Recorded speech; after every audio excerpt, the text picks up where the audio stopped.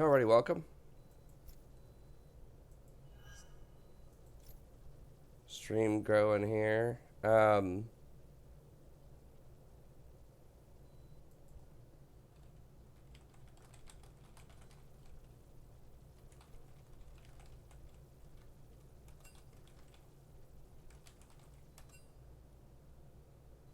forgot for a second there we were doing this mini viewers night tonight to make up for Sunday. So sorry I was running late here. I'm at least gonna get the win of the day on my Smurf here, hopefully.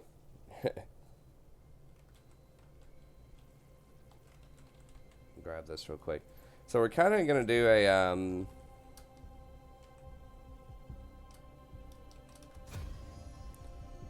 a mini viewers night here. So we'll just do like a few lobbies of it or whatever to make up for Sunday. But I do want to play some ranked tonight.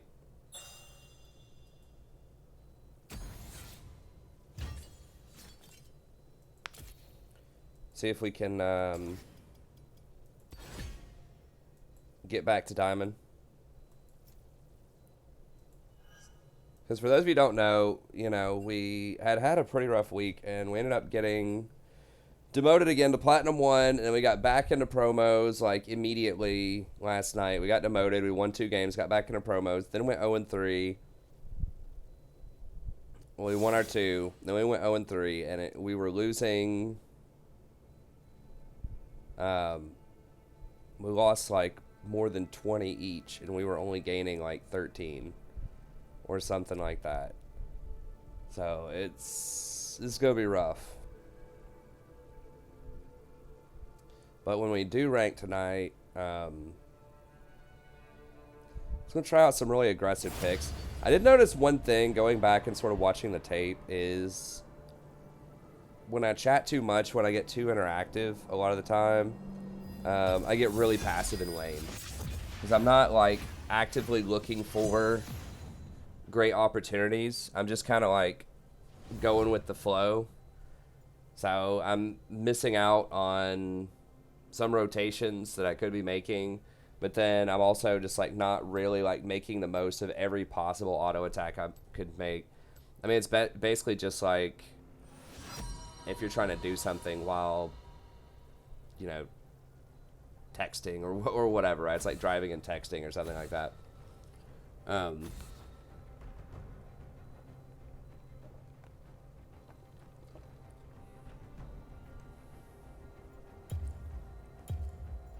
And I do love,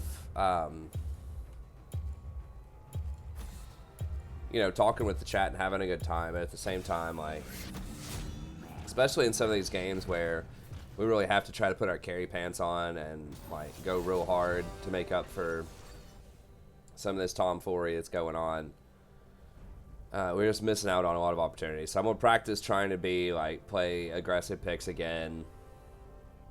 Like, I think a lot of time I have been playing aggressive on a number of things, but Lux in particular, it feels like I do win games as Lux, and I like playing her, but it feels like I'm just not putting out enough pressure to make up for, like, if we have a really weak AD carry. Also gonna ban Ezreal. For sure. I've got to do it again. I just can't ever win with that champion. I swear, like, I don't know my, yeah, tomfoolery.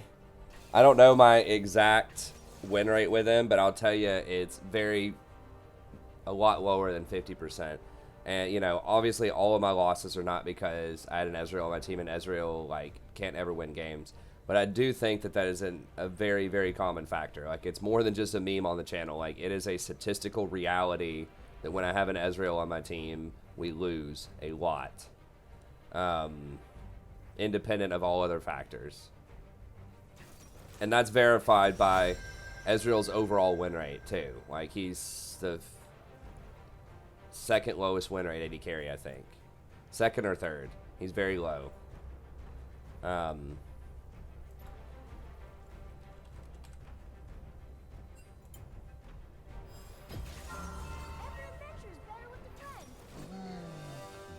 What did I miss? Well, I got demoted down to Platinum 1 and didn't recover immediately, so we're at Platinum 1, like 39 LP. Tonight we're doing a mini viewers night Oh,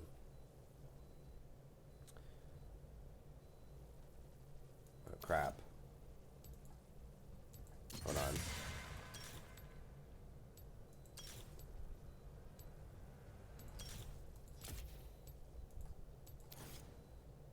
Well, I guess that's what we get. I mean, it's not terrible, I guess, to have Gathering Storm, but I forgot that's not the correct runes.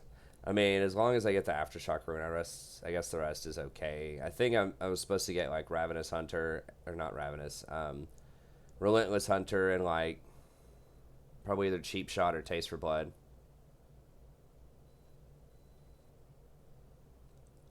That's right. Oh, they got Mid Alistar. Oh my god, is this season 1? That was actually like the first champion I think that I tried in season 1. Literally, was Mid Alistar. And that was he was actually pretty good before they nerfed him a lot in season 1.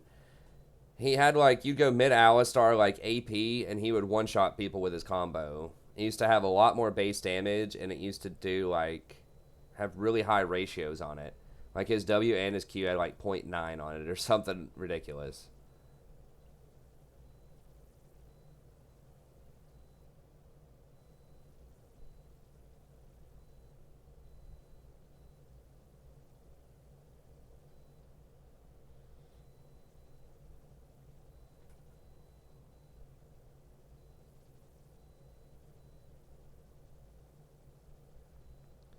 His ult used to give like 80 AD or something like that also.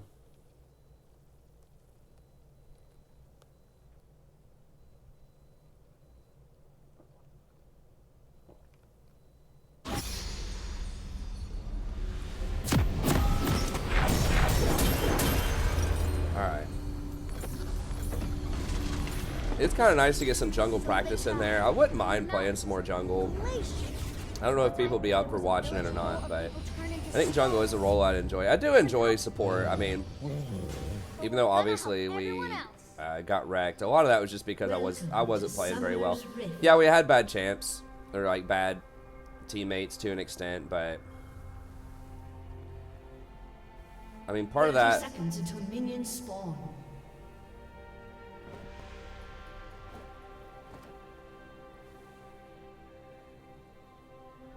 Damn it, now they know we're invading. Okay, right. You're not looking now. Bring it in, you big first snargle.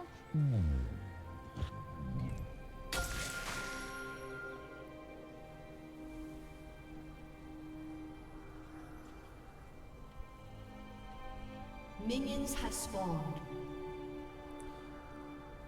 I think I'm still gonna start his red, even though he's probably gonna go for mine. What do we even? Oh, it's Jax. I should be faster than Jax.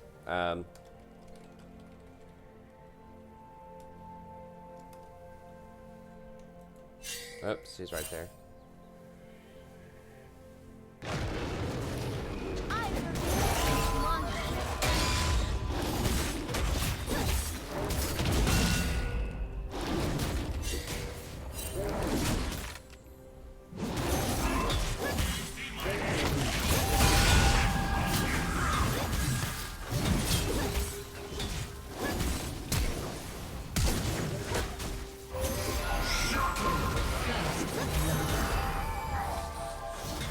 No, it reset.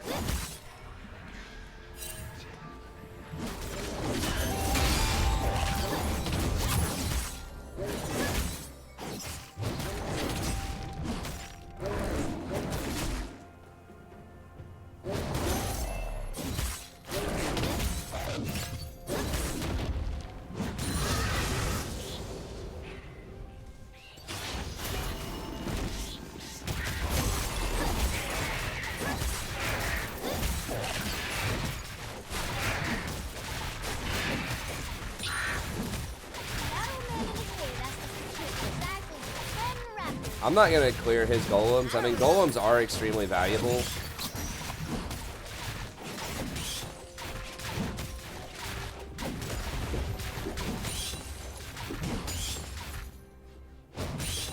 But I don't want him, like, I may not be able to control him the whole time. Okay, so he went for a gank there. Okay, so he's going for lower side. Keep playing, Willow. No one can tell us not to. Already broke That was kind of an unusual thing there. What just happened, bot side? Okay, I know he's on the bot side doing.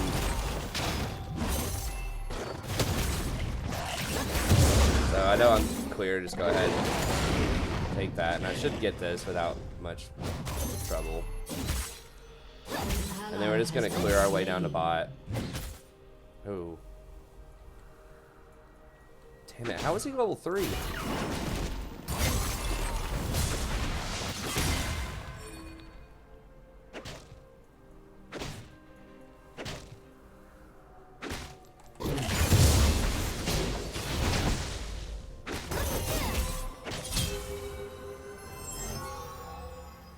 Okay.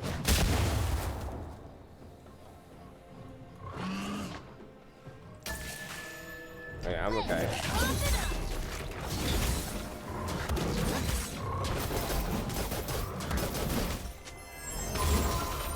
He had one extra camp on me. How did he get that in there? Well, we did get delayed top lane because I helped get that kill, and he was unimpeded in his camp. So he probably got, he probably did like blue, then gromp, then invaded red or something. Oh no, we can see he did our raptors. Okay, so he did red, raptors, and then ganked middle.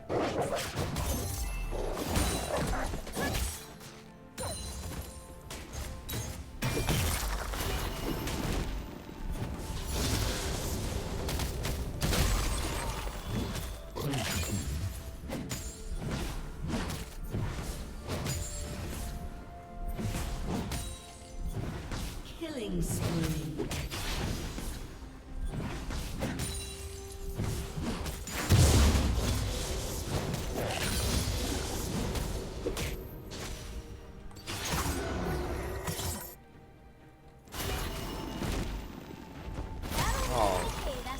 Curved a little too much there.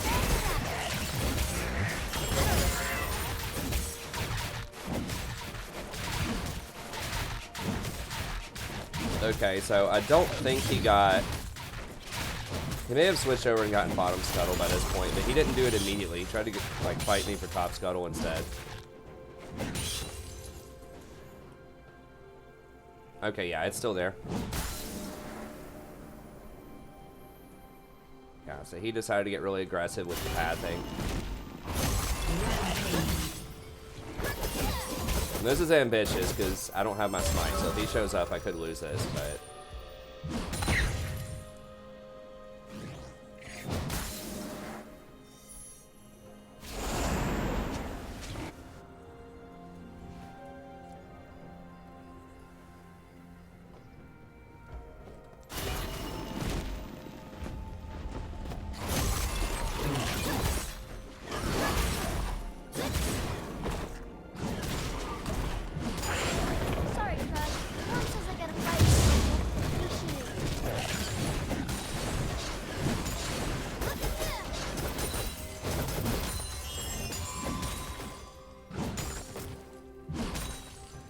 Bye.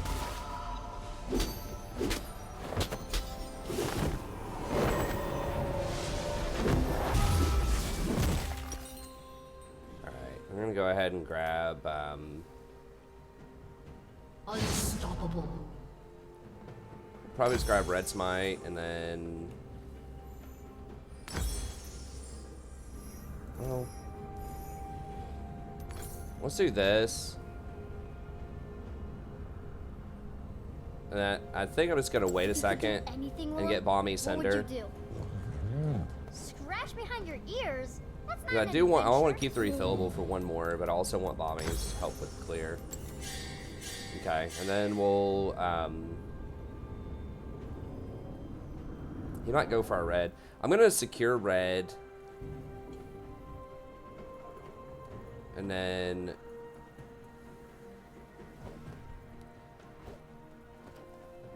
I bet if we stayed really still, we'd become invisible.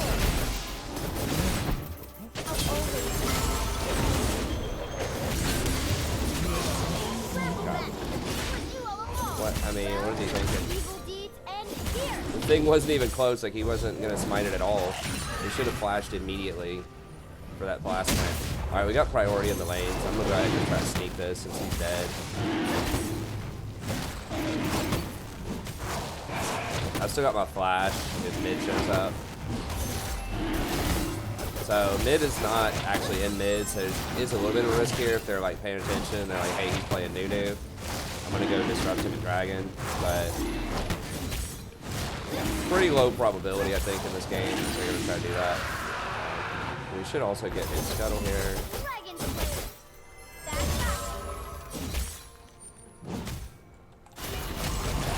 Get the stun on it so we do more damage with the consume. Okay, he did already do his blue. Try to make a play here, middle.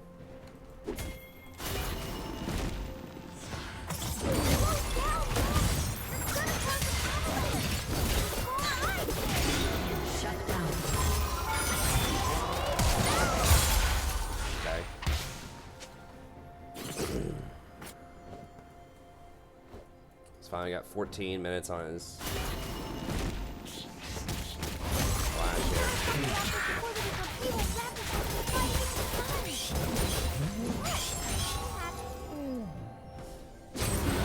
Has been slain.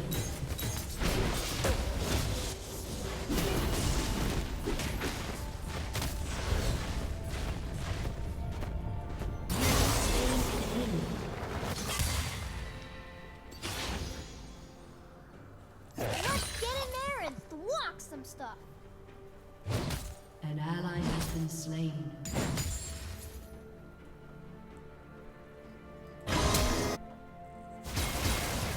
Enemy double kill.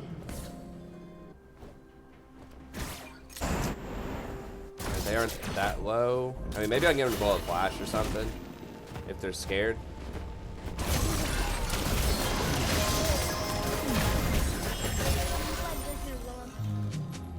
She's kind of strong. She's not that strong though. If I had ult, I could definitely kill him or force flashes, but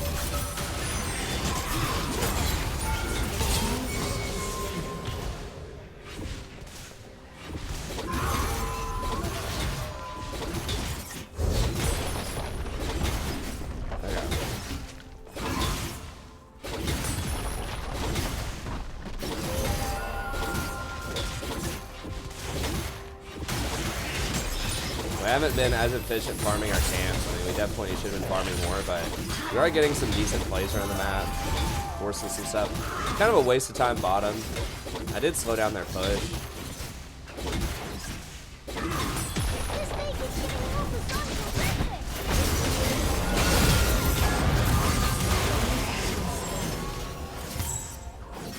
Okay. I don't have any mana left, so I really can't do a lot there. An enemy has been slain. Double kill.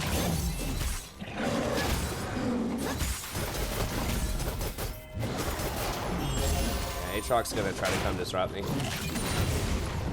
I've got flash though.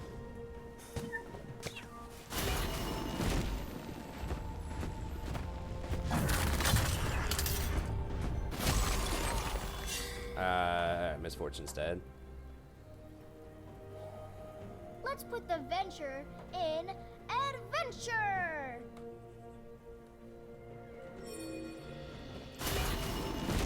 just gonna get raptors here.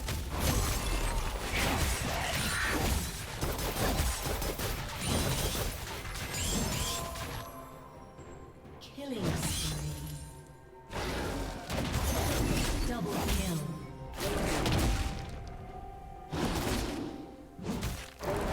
Triple kill.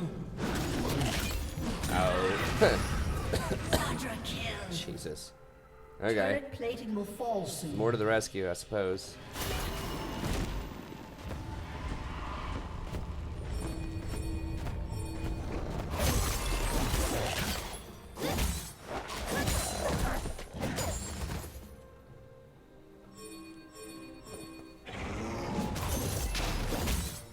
What are we asking for? Oh, dragon?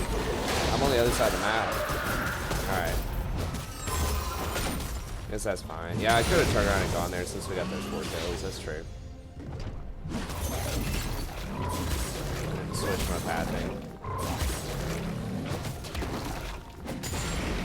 I mean, their jungler was dead though, so there's no way. Like, it was probably actually more efficient for me to stay on this path. They'd just be overkilling that dragon because their jungler's dead. There's no way they were going to contest it, so.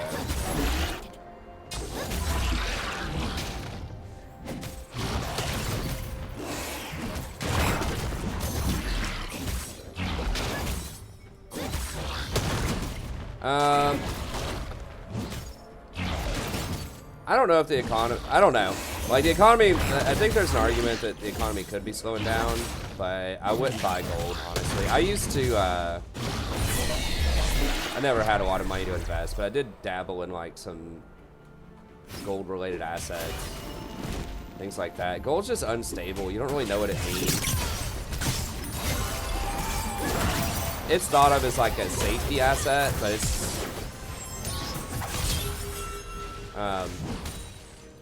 I don't. It's just hard to predict exactly what it's gonna do, though. Oh, okay.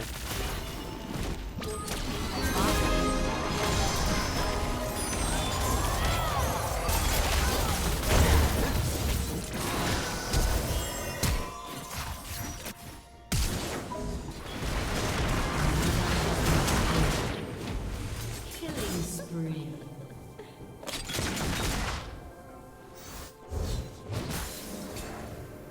So I would say, you know, if you think the market's going down or something, I think it's just way better just to use options or like just short the market or something rather than trying to do something like gold, or at least do oh my God, for real, or at least just like buy treasuries, buy bonds.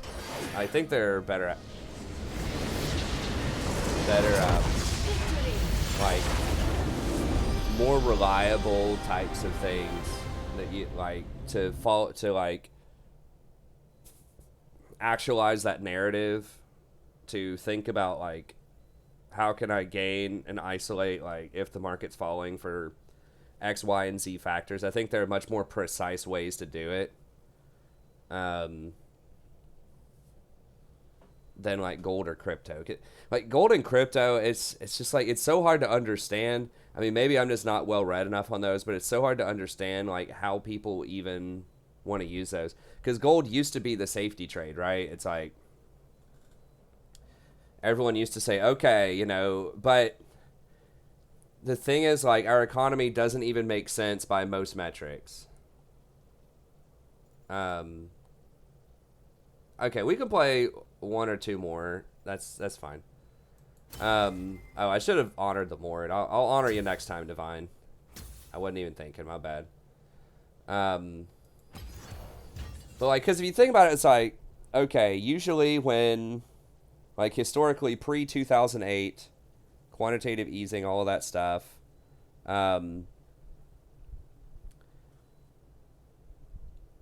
you would think, okay, well, you can't have bonds at really high rates and stocks at really high rates at the same time. Like, bonds were kind of a safe haven from stocks. Because if stocks were going up, you needed to safeguard against inflation. And so if you needed to safeguard against inflation, then you had to raise rates as a central bank to take some money out of the system, right? So that there wasn't too much whatever M2 or whatever floating around in the money supply. There just wasn't too much money. But the problem is a lot of that money never catches velocity. So even though like the Federal Reserve bought up like, I don't know, $3 trillion worth of assets, basically printed $3 trillion back in the recession, a lot of that never really created a very inflationary environment, at least not by the way they're measuring inflation. I think there really has been a lot of inflation, but I think the metrics don't measure that. Like, when I'm seeing inflation, I'm thinking about, like, they're looking at stuff like oil or like housing prices and things like that. Wage growth. Hasn't been much wage growth in the last 10 years. Housing is up for sure, but I think it's going up at a reasonable rate. Oil is actually way lower. But what has gone up is healthcare is up a lot. Education, like college, is up a lot. I think those are both very inflationary, but they aren't counted. So anyways, what I'm saying is like something like gold is historically a safeguard against inflation, but there hasn't been much inflation, and gold really hasn't moved during this entire rally. And it really, like, it went up some. Hey, thanks, Omer. It went up some, but I think that, like, if you do think that the markets are going down, it's better just to buy, like, 10-year treasuries or something, because that probably will go up. You can buy, like, the TLT, the ETF or something. Or, you know, you can just short the market or something like that. Or buy, you know, use options, put strategies, things like that.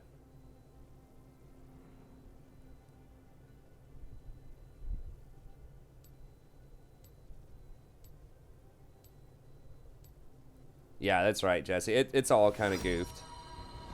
Is it time to sell my stocks? I don't think so. I mean, I used to think that, not like en masse, get rid of everything. I don't think there's like a massive recession or anything on the horizon. I mean, I don't know. I think that anytime anyone over a long period of time has bet against stocks has been a losing proposition.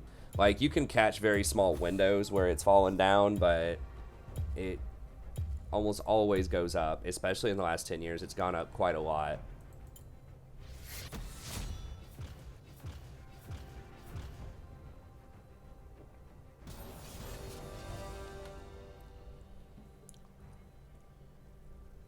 I mean, once again, don't want to get super political as usual on the channel, but I think a lot of it is politics related, specifically around tariffs.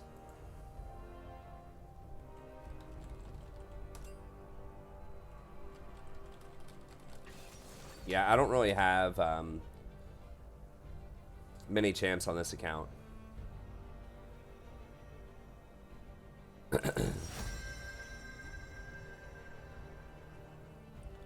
The gold standard is bad. 'Cause it doesn't allow you to expand your money supply when you need to, and it really doesn't correlate well with, like, debt and leverage. I mean, it was really invented a lot before, sort of. Let's do Nunu again. Work on pathing. We'll get the correct runes this time. I'll play something other than Nunu next game.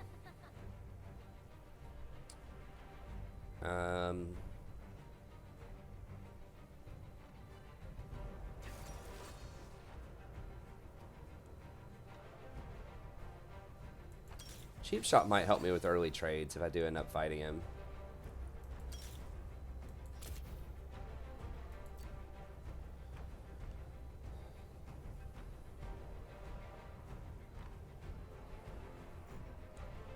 I'm not sure about crypto. I am very skeptical of crypto.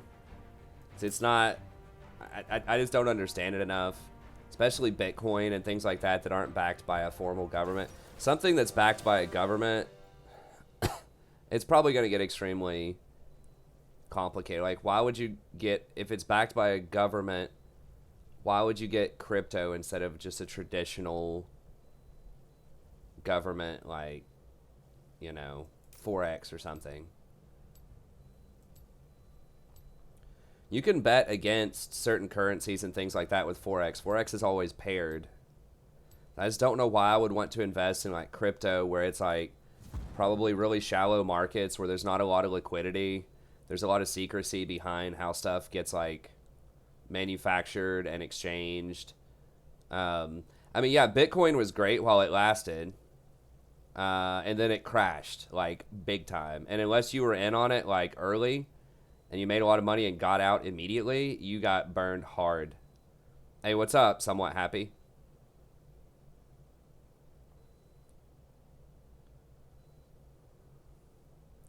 I have to study it more. It just seems to me very illiquid, lots of secrecy. I just don't want to be involved in that. You know, if I'm investing in something these days, every time I've tried to invest it, even just a stock that's just like pretty illiquid, like a smaller company, not like penny stocks, but even just like some like tech stocks and things like that. Like there was one company that I dabbled in called FireEye. You know, I was listening in on their company conference call, and you can do that for free, by the way. Even if you're not like actively investing, you can just go to their quarterly reports and listen in on their conference call. This is great if you're like an aspiring professional and you're wanting to apply to a company for something. Listen to those conference calls. They help a lot. So if you're wanting to go into marketing or, you know, for JP Morgan, or maybe you're wanting to go into finance for JP Morgan or something like that, just listen to their quarterly conference call. It's only like an hour long. You don't even have to listen to the whole thing. You can just listen to the first part if you want to, and they'll tell you all the projects they're working on. And if you can reference that stuff in your cover letter, if you can say, hey, you know, I'm working on this kind of finance. I know you guys are trying to get into this area. I know you're trying to get into cryptocurrency or whatever. And you can just name drop some stuff. I want to work with Tim on this initiative that y'all are starting next fall. That'll blow them away. They'll be like, oh my God, like, this guy gets it. Like, he's actually listening in. So I think it's extremely beneficial if you're applying to a publicly traded company for any kind of job to listen to their conference call so that you can show that you're with the program and you get it. But especially if you're an investor in a stock, you should listen to the conference call and just get a sense of, like, a lot of times it'll be very technical stuff about markets, so it can kind of be hard to understand. But if you start asking, like, or if you listen to the Q&A, it can help out a lot. It'll at least give you a sense of, like, people. But, you know, I would listen to FireEye, their conference call. They sounded very confident. They had really good earnings for, like, a year or two. Or not earnings, I guess, but they had really good stuff going on for, like, a year or two. Steps is a snoring. Yeah, we don't have vision of them, and they spotted us over here, so they're at least, like, it's on their radar that I might invade, so I need to be aware of that. I'm okay. I'm Nunu, guys. It's all right. It's more important you guys are in lane. It's all right. I do appreciate the help, but like y'all are losing lane pressure.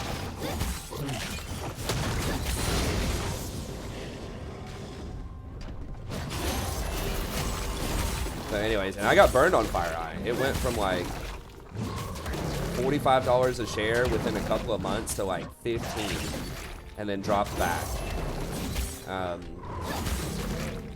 So a lot of those like secrecy stuff, you know, where it's just not really proven yet, even if it's got a good like sort of secular narrative, you know, cybersecurity is a big deal, you know, there's going to be more cybersecurity threats in the future. And this was probably back in like 2013 or something.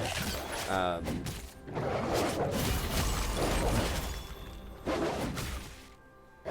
gonna go and snipe this. Just get down south faster. I'm gonna play a song so loud these wolves will lose their stinky breath trying to howl over me.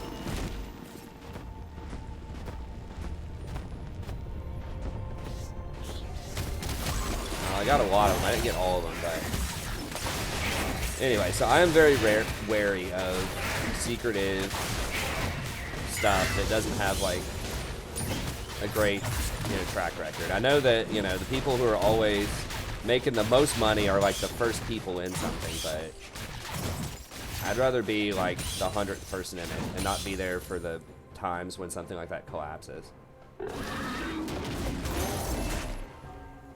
and still make like pretty decent profit. So I don't know. I'd have to study crypto more. If I wanted to be in the currency game, I would probably just do traditional forex.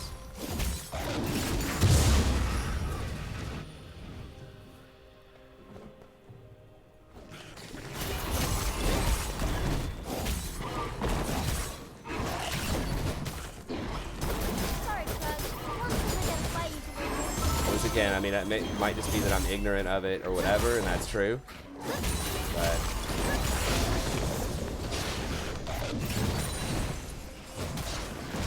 I can't believe Nunu used to actually heal more than he heals now off of consume. Like, it's ridiculous.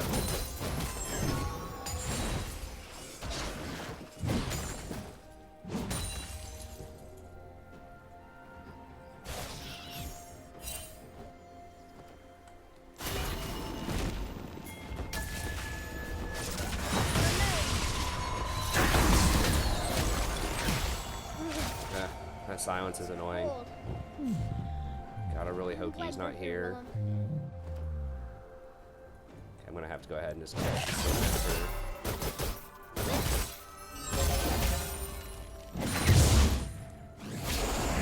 I assume he just did full clear. Whoa, he did it? He started top? First blood. AFK? I don't... Okay, now I don't know. I honestly have no clue what his pattern is.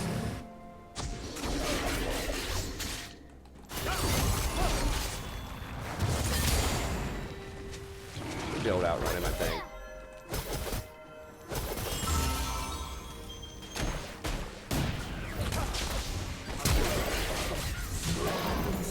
Wait, does he have freaking ghost? Oh my gosh. I think I could have chomped him. What was his clear? He started top and did full top, and it was just really slow. Alright, well, I guess I should not have invaded that.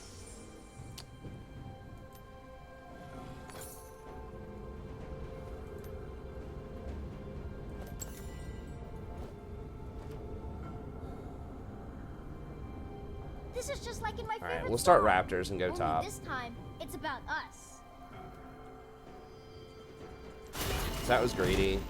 Especially without the blast plant being there. Has been slain. I should have maybe just tried to square up and fight him. I think I was pretty low on health though. I have to go back and look at the situation.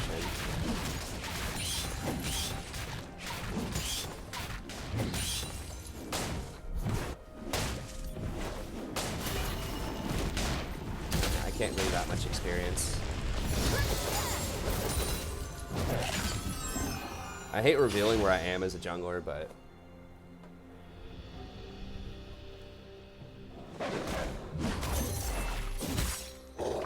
so he could try to come invade me.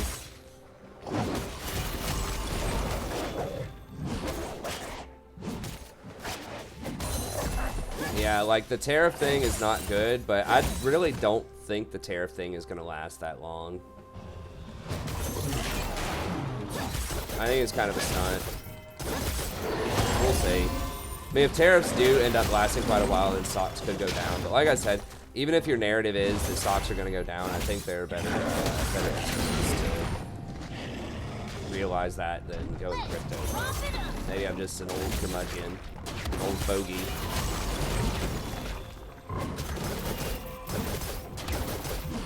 I just don't like, if it doesn't like, if I can't really understand like why it's gonna go up or why it's gonna go down. Like, if it's not like making stuff, or like I don't know, it's hard for me to figure out how to value something. We're doing one special viewer night because I missed viewer night because I was sick, so it's not an entire night. I am gonna play some ranked here in a little bit.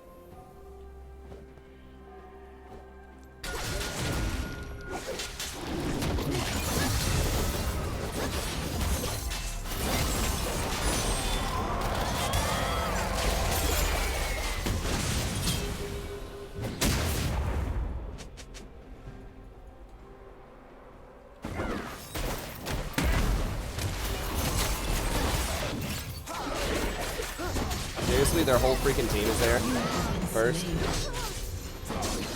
All right.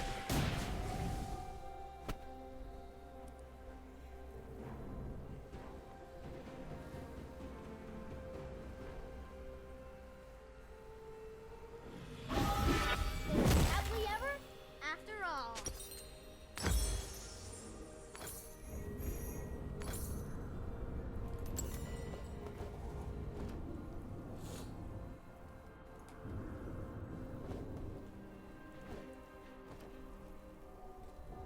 Keep your eyes open for treasure, like skulls or rusty swords. Cool. An enemy has been slain. I mean, I knew Shin was coming. Double But kill. I don't know. I guess I should have gone for it. Once again, I thought I was going to be able to outplay the Yi, but he alpha struck right as my thing was going to explode. It was a pretty good play by him.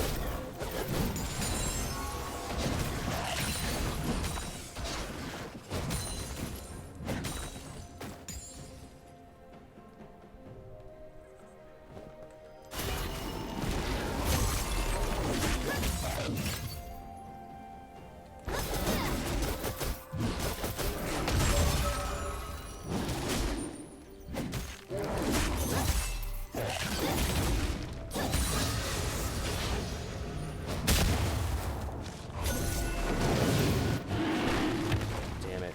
Scuttle, why are you trolling?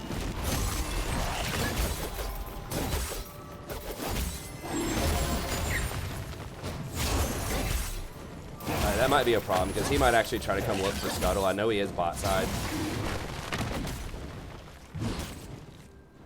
Usually I would just keep it in the pit, but I think he probably back, so I might have a little bit of time here. We don't have bot lane with us.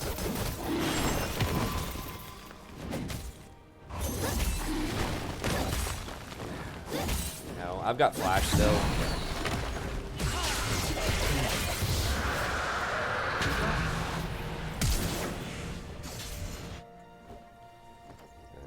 Like, one of the only reasons I kept trying that is because I had flash and I'm Nunu.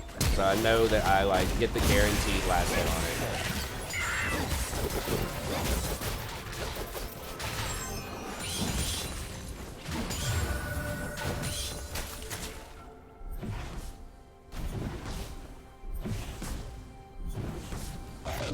An ally has been slain. There's nothing for him to take bot jungle, so I'm just going to keep going top, or keep doing my thing here.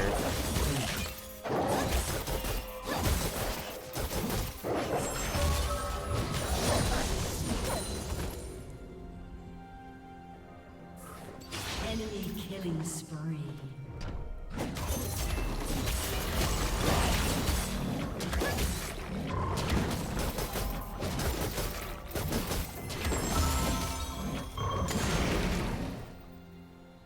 What?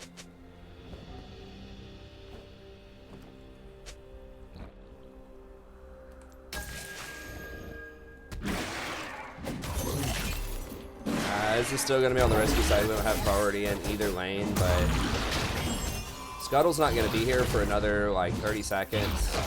So I'm hoping Yi just won't path this way. I know he's top side right now, so this is kind of risky, but I'm going to give up on it if we need to. But we need to get some stuff here, because we're kind of getting wrecked everywhere. Bot lane's doing pretty well.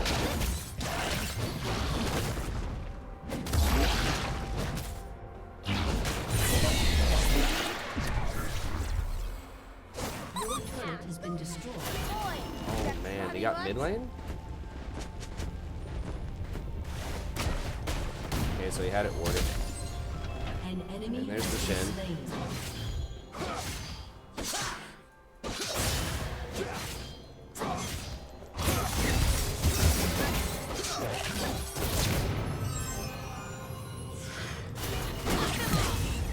Whoa. Alright. I should have maybe just smited it. I thought I could get close enough to consume it, but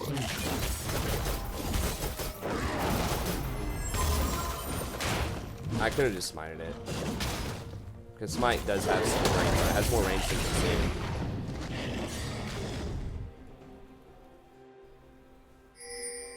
Let's not be racist, Lops.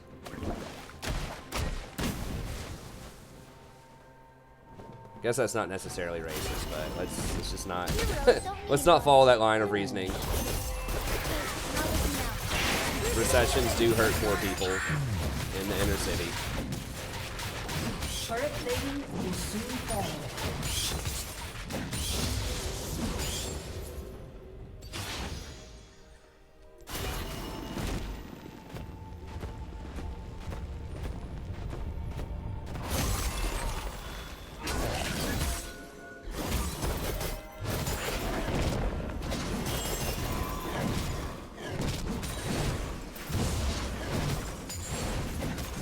I guess I didn't really need to smite that, but...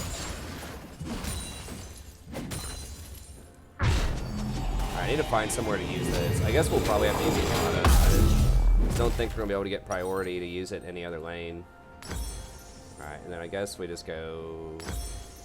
Ninja Tabby and then start working Dead An Man. ally has been slain. Old people always doom the world, so it's up to kids to save it.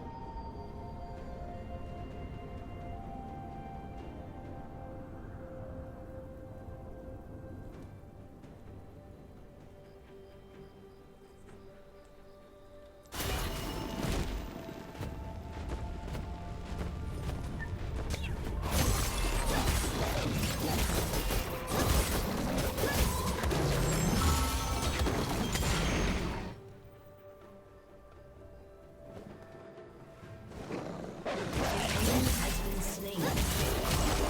Double kill. Alright, he's bottom. If Ziggs goes bottom, we can definitely use it mid, but... Alright, I can grab his jungle top.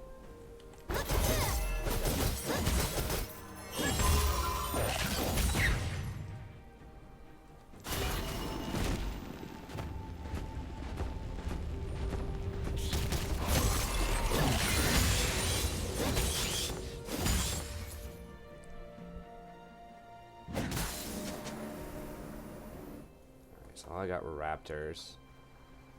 The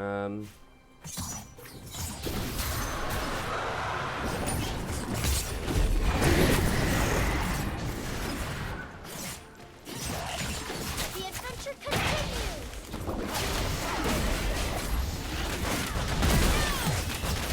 Whoa, whoa, whoa. What's going on? Alright, well, I guess we gotta charge off. Make sure our raptor bush is not way there.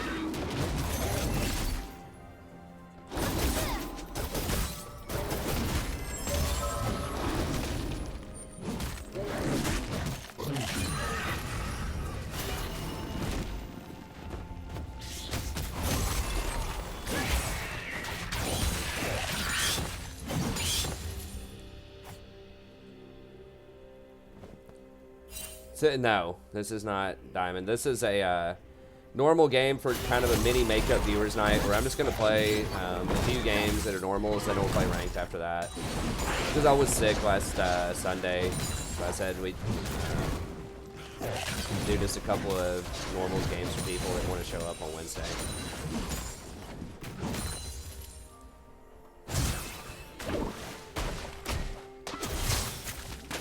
Enemy rampage.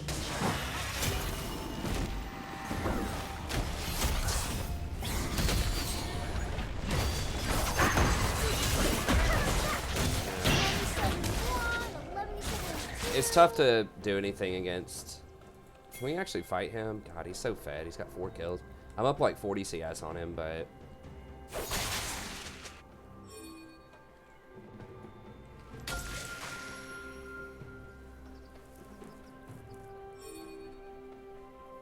And trying to dive? I can't do anything. Last one there's a stinky old yeti. Ooh. Fine. Okay, maybe we can just run up the lane.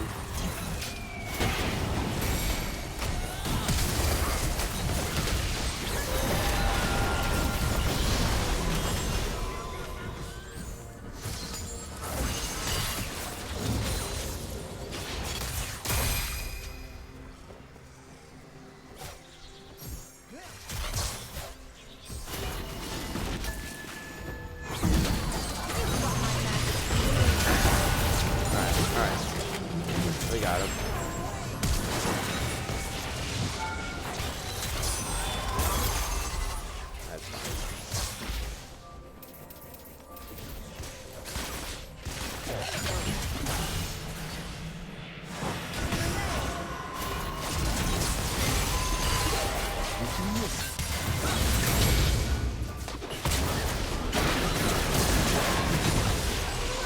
Wait, why weren't we auto attacking anymore?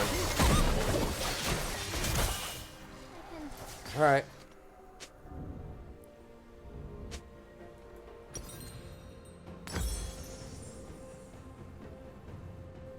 Maybe Ziggs TP'd on top of her, I'm not sure.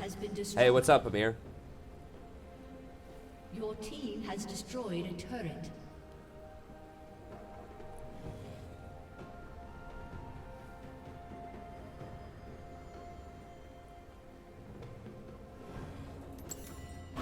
Just die well.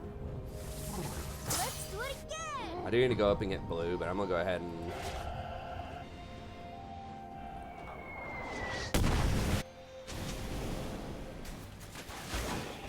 Soraka's there.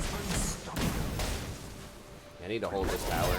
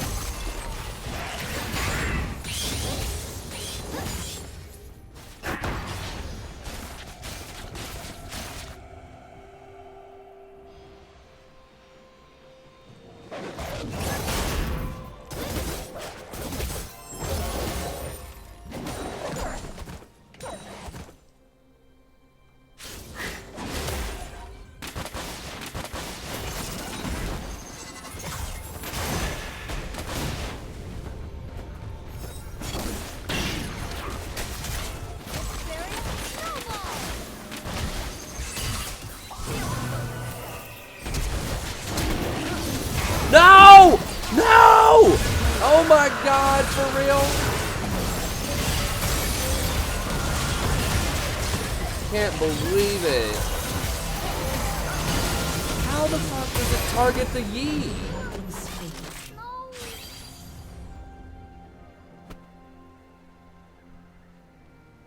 How is that even possible?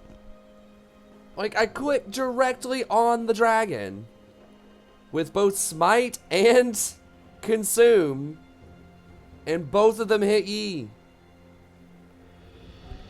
He was standing like right on top of the dragon.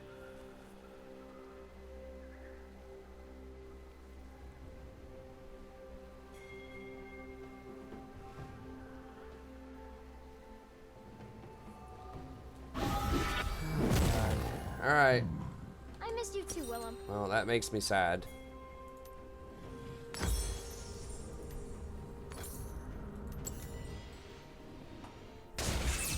Enemy killing spree. He didn't even have smite. That's what was so stupid. Like, I had it, 100%. I mean, I'm gonna have to go back and look. Like, the dragon is so huge. Like, how does it not prioritize the dragon?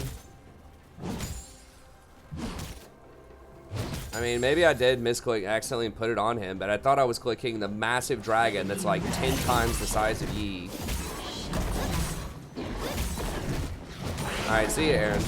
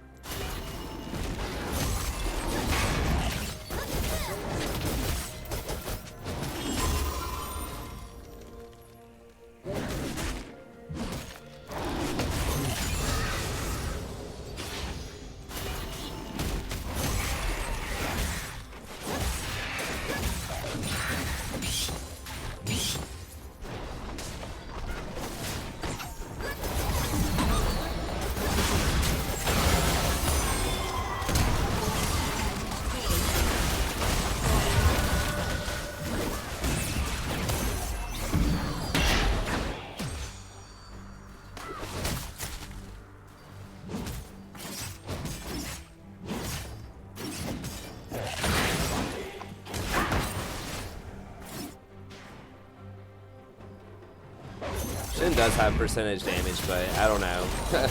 Hourglass seems pretty extreme. I've seen people go Trinity Force on him. Nashor's Tooth seems pretty bad. Cannot believe I missed that dragon.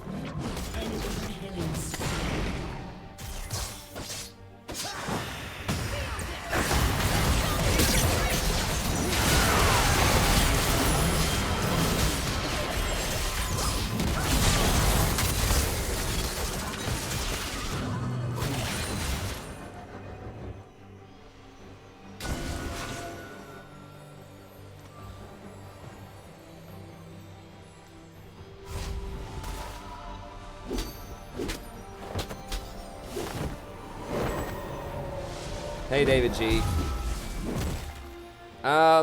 We're just playing a couple of games, and we're gonna play ranked here in a little bit. I missed Sunday because I was sick. Check out some snow.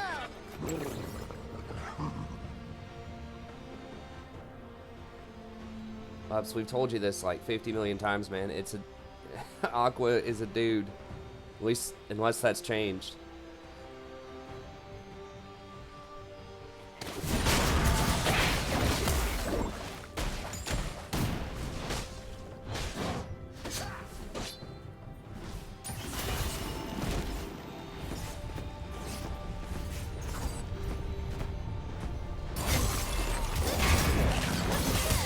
Get him to use a flash or something.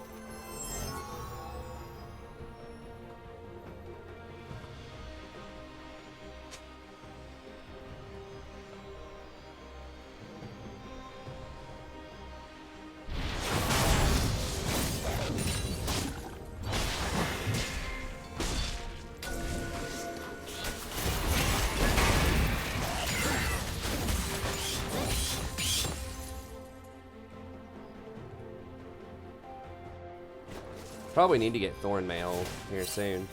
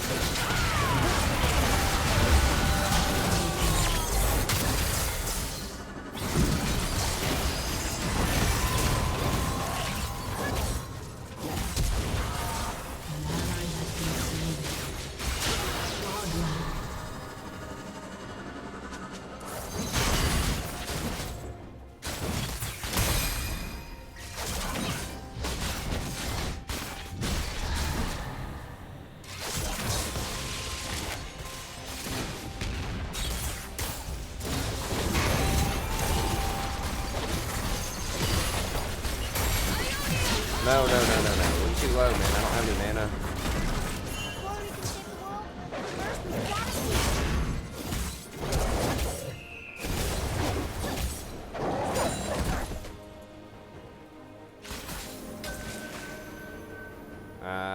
Gromp's greedy. I gotta get out of here, I think.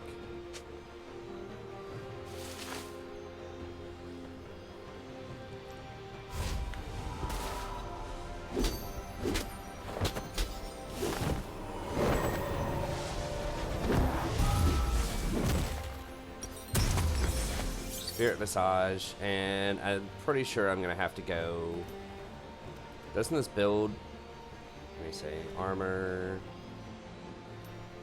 That's what I want. Thorn Mail. Okay, let me. Cause that should help out some with the E. He's still gonna do a ton of damage, but that'll help with his lifesteal a little bit. by your sins. They could be doing dragon. We don't have any priority. Zig's bottom, so unlikely, but You know what would be fun, Willem? Everything. this could be a If little you're on the there with dangerous me. side. Okay. Yeah. There. What are we doing?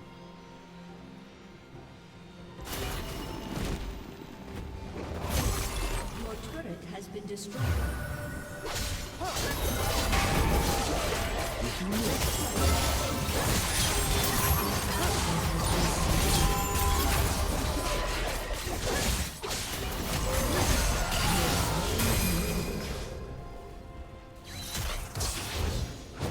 Whoa, what? Oh. Enemy rampage. Yeah, we went for red instead of defending bot.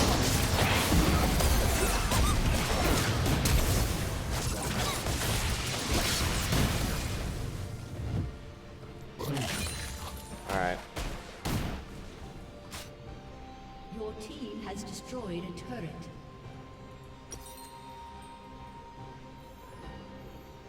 We're gonna get that for the previous wound. Nuke them with ult. I mean, you can. Like, I already deal a pretty decent amount of damage, as you can see, just with normal stuff. I don't think, like, his AP ratios are okay. I mean, like, on his ult, it's pretty good, but it's kind of gimmicky.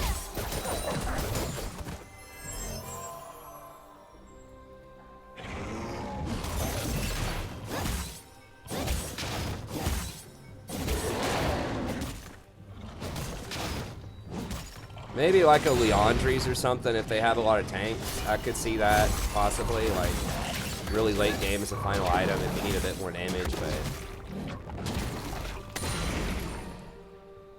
I wouldn't be getting like death cap or something like that on him. I mean, I'm sure people have won games that way before. It's not like it's completely absurd, but An ally has been slain.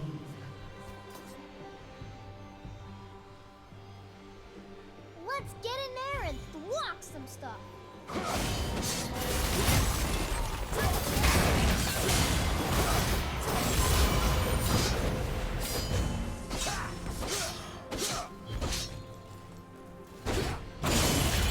I've talked about the Discord thing before. Sometimes I do it, sometimes I don't. There are people in chat that like it when I Discord, and some people who don't like the Discord as much. Because I don't analyze stuff as much when I'm in the Discord. It's just kind of a bunch of chit chat, which is like okay, you know, sometimes, but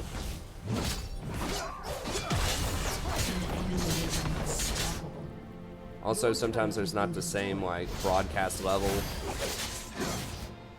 terms of like how people talk or what they talk about and things like that is different.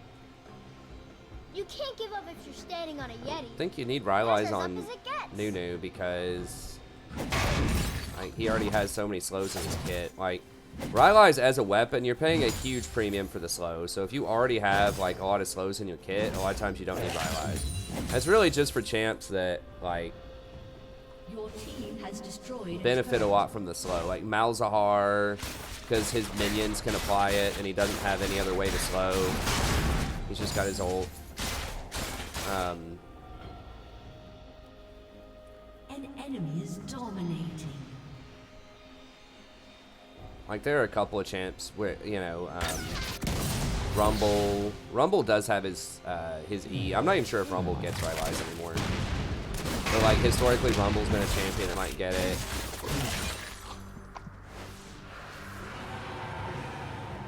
It's gonna be difficult to beat this E right now.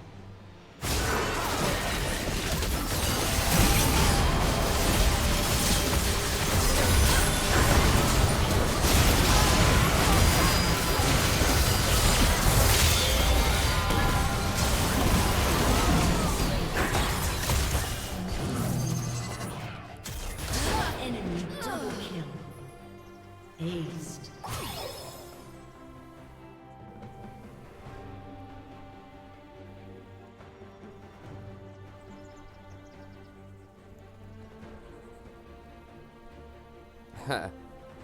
They might do something like that in Warhammer 3. I don't know. I mean, basically, I don't think we've gotten to that point, but something like that kind of does happen in the Chaos campaign. He does get into a tussle with some of the Chaos gods. If you haven't, I don't remember if I've released that episode yet, but something like that does happen in the campaign.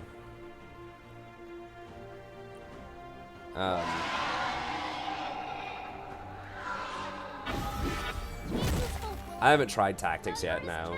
Your inhibitor is respawning. I might take a look at it this weekend. I've got to study up on it a lot, and I've spent a lot of today trying to hunt down a good birthday gift for my wife.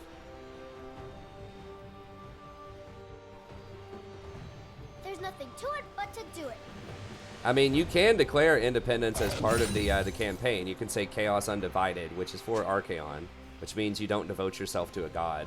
I don't think it affects exactly how the like the campaign mechanics and how it unfolds, but you do get stronger chosen, but you don't get like a god's blessing. So it's kind of in there as flavor. Your turret has been destroyed.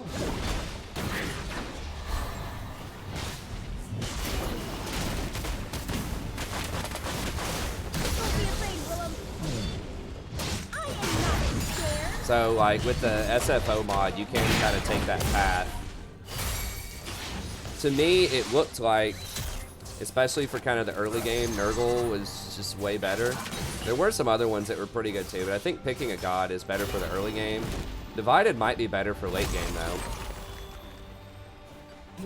Or Undivided might be better for late game. It does buff your chosen a decent chunk, although I don't know. The god blessings are pretty dang good.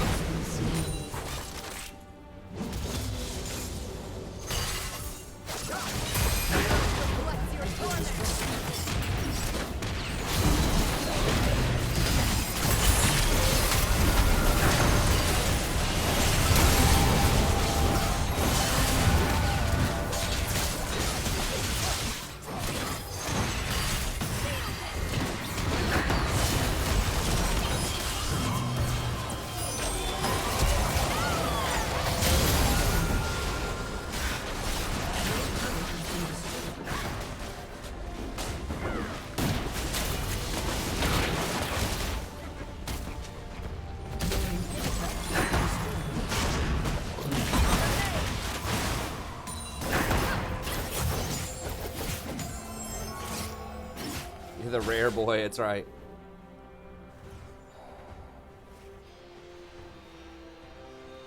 I mean, I don't know. Yeah, it'd be cool, I guess. I kind of like having other, like, those kinds of people. I mean, those aren't really gods. Those are just allies that you can get, but... I mean, you can just not hire them.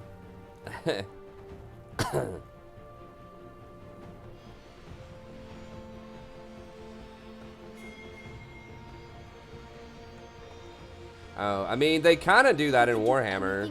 I don't... SFO may have changed that a little bit, but I know in the base game you get increasingly negative diplomacy with everybody as you go up in strength rating. And if you play on the Vortex mode in Warhammer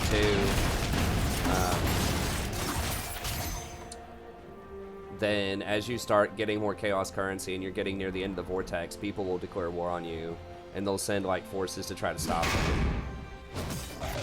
Like extra forces. That's one thing, you know, I kind of do like the Vortex campaign in general a lot more, because I think the pacing's just better. I wish they would do Vortex for, like, something like that for the base game as well.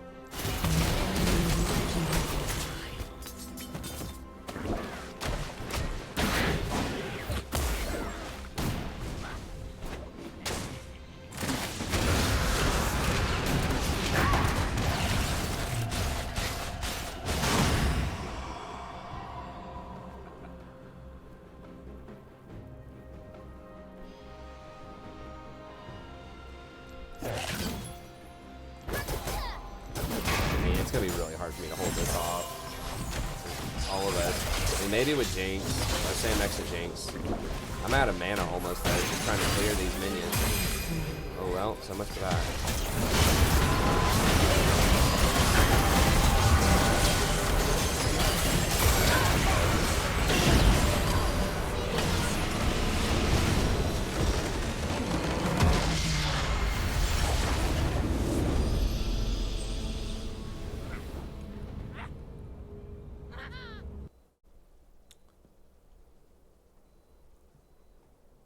Well, they probably are auto-filled to an extent. I mean, a lot of people that watch the channel are support mains. I don't remember if they are or not, but...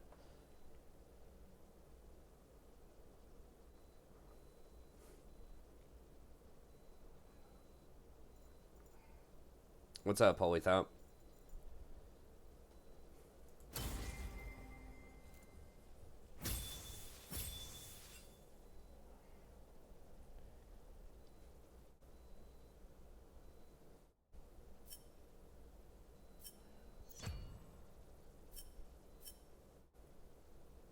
Sadie, stop. I just fed you.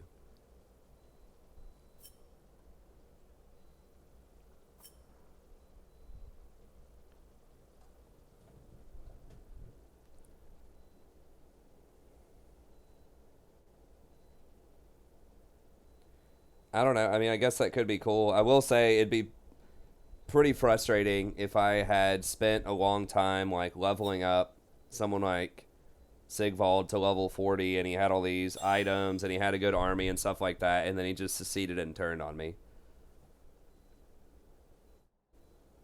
Why is Ezreal consistently at the bottom of my tier list? Have you ever watched one of my streams where I played ranked?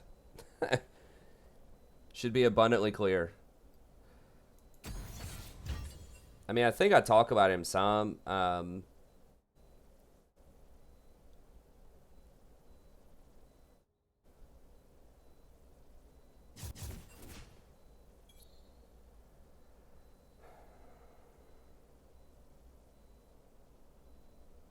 Like, it's... People just aren't good on him. Like, that's it.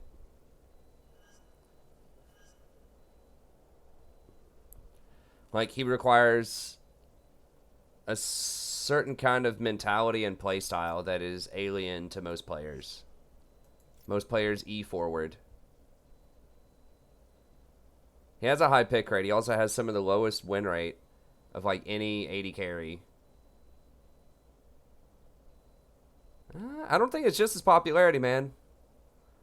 I mean, there are other champs that are popular that have, like, a high win rate. Sivir is very popular and has an extremely high win rate.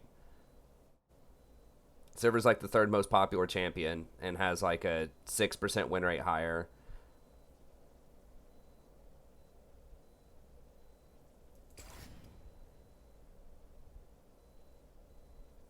We could see if Lev wants to...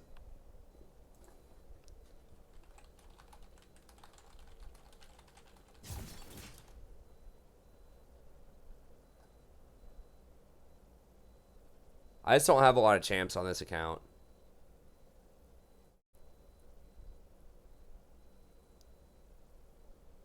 And this will be the last normal game, and then we'll play ranked.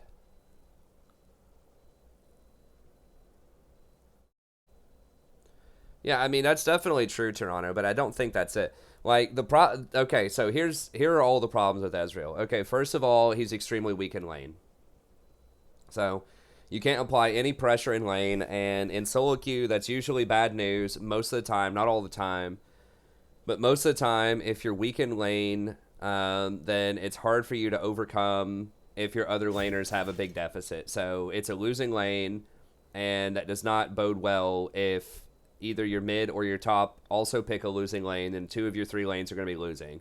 That means not only is there a chance that you're going to fall behind in farm, but you're going to lose map pressure. So it gives the jungler less places to play around on the map. He's going to have to give up scuttles. He might get invaded. You might lose priority on dragon. You know, having a weak lane is bad news in solo queue most of the time. Sadie, stop. AD carries are also one of the strongest roles right now. Like, Ezreal's really good in metas where AD carries aren't so great. Like, when you just need an AD carry that can be safe, you know, kind of like what we've had for a lot of the last year or so, Ezreal can be really good because he just can play safe and not die and basically get carried by a mid or top or jungle or whatever. But right now, AD carry is one of the most important roles. It does a lot of damage with the crit buffs, specifically like Jinx, Sivir, Twitch. Like, all of these are big-time damage dealers. And Ezreal has been nerfed also, specifically, pretty significantly this year so far. You know, within the last 10 patches or so, he's received multiple nerfs. So he's got a really weak laning phase. He has a very predictable and exploitable build path, so he's going to get tier early. Usually the enemy's going to have a BF sword, so his timings are really off. So weak laning phase. His late game is also very conditional and pretty weak in team fights overall. Because once again, if you're just sitting there chucking some Qs and your team like engages into a team fight and they've got a Jinx that's back there, you're 3 items, she's 3 items, and she's just like blasting away with those rockets, just deleting your team, you're not going to be able to keep up. And the same is true with like Sivir or Twitch. Like there are so many really good team fight 80 carries right now that just crank out way more damage than Ezreal does. Now, you know, he's good with like poke comps. Like if you're really good on him, he is good with things like Lux. You know, he's good with things like Yumi in theory, but these are just meta things that are going against him. Is that a lot of these hyper scaling, much easier to play 80 carries are just way more consistent than he is. And so you basically have to outplay your opponent by a very large margin to work as Ezreal. And, you know, if you're in an ELO bracket, unless you're smurfing, you're probably not going to outplay your opponents by a large enough margin to make him work, unless you're like a one-trick Ezreal player. I mean, I'd just rather play consistent champs. Oh, I have the thing, my bad.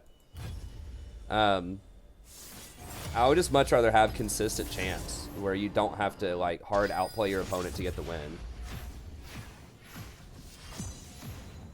Yeah, so that's the main issue. It's not that you can't win. It's not that his potential's not there. It's just that there are a lot of problems. Like I said, it's structurally just the way the game's going, where you want that early pressure. You want to be able to take plates. You want to be able to challenge things like Jinx, Sivir, and Twitch before they get too many items. And just picking losing lanes is hard in solo queue in general. And then just the fact that you have to hit like so many of your Qs, you have to never get hit by any skill shots, dodge everything with an E, you know, your E. It's just really on you to play hard. So, if everyone's playing at about the same level, well, I can give him Nautilus. I'll just ban Draven, I guess. Draven out. Okay, and then after this, we'll do ranked. Ezreal can one-shot Jinx if he's an extremely good Ezreal. He hits his W and his Q and his E combo, and he's at like 6 items. Yeah, sure. If she's exposed. I mean, you know, any champion can beat any other champion under the right circumstances, but it's the probability of that is much lower.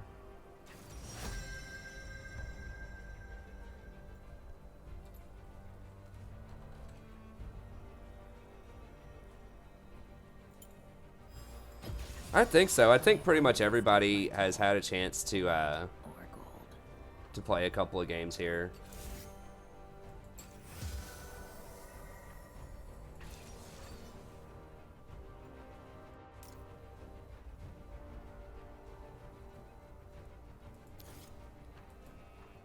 I mean, I'm gonna play like more games. I'll play some ranked, but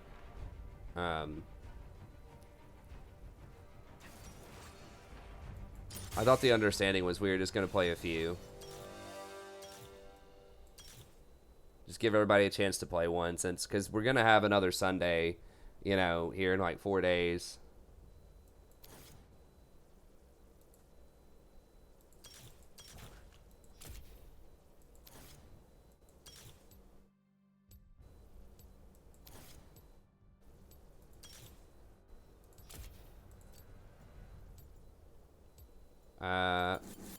Oh, I don't have a skin on this account. I forgot. Okay.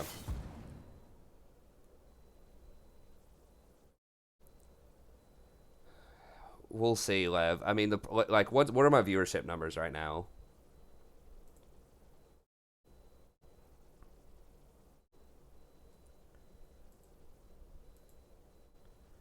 Here's the issue.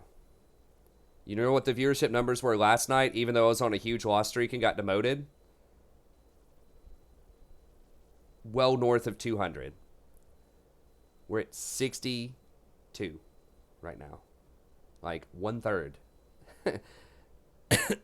That's the problem, is if we split it up, like, there are so many people that just, like, they'll see that we're playing normal games at the beginning, and they'll just leave and not come back. Like, they're just done. They're just like, all right, I'm going to go watch something else for the night, or I'm just going to sleep, or something like that. And so if we put that on multiple days, that could hurt the viewership for multiple days quite a bit.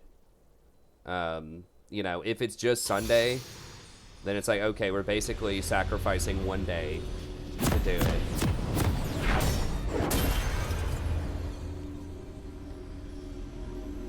Like, here, the people, like, the thing that, like, people who are playing in Viewers Night enjoy it, but everyone else that doesn't play in Viewers Night, for the most part, would rather see me play ranked. Welcome to Summoner's Rift.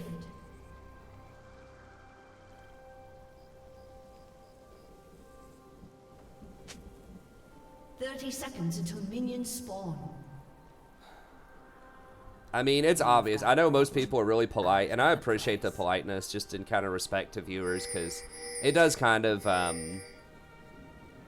you know, it can kind of make people feel bad that they don't want to see them, you know, play on here. So, I appreciate everyone's politeness, but the numbers speak for themselves. You know, people don't even have to say anything. Like, it's pretty obvious that the vast majority of viewers, Minions have spawned. Loyalty isn't earned. you know, it does not bring in any new viewers. There's no one that specifically likes Viewers Night that's not playing in it, I don't think, or there's very few of those people, but it does run away like some other people. I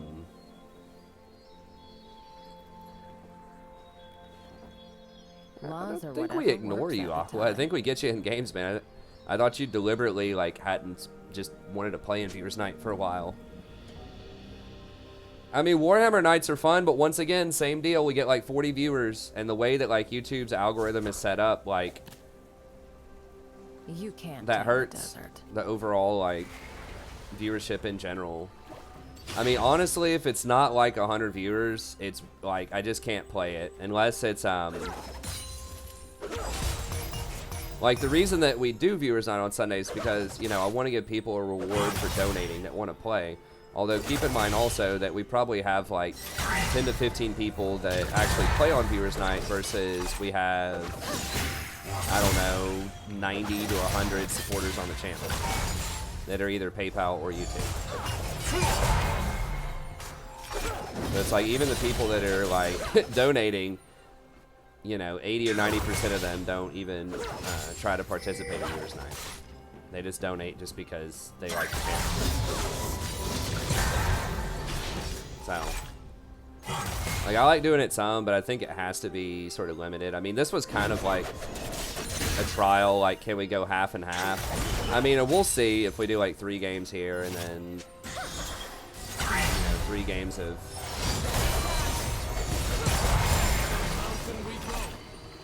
what the overall viewership will look like, but, like, the concurrent viewers not not looking good so far.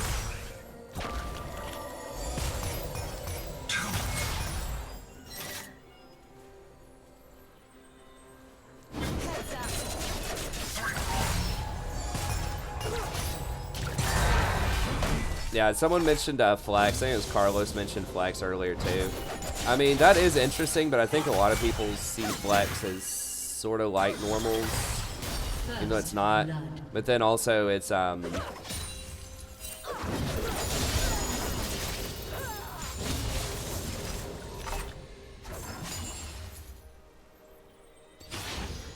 it's difficult to balance, like Love was saying. So we, you know, we'd have to say something like, "Hey, sorry, man, you can't do it. You're iron." You know, it's not going to be a fairly matched game for you. That type of thing, and that's just kind of what feels bad.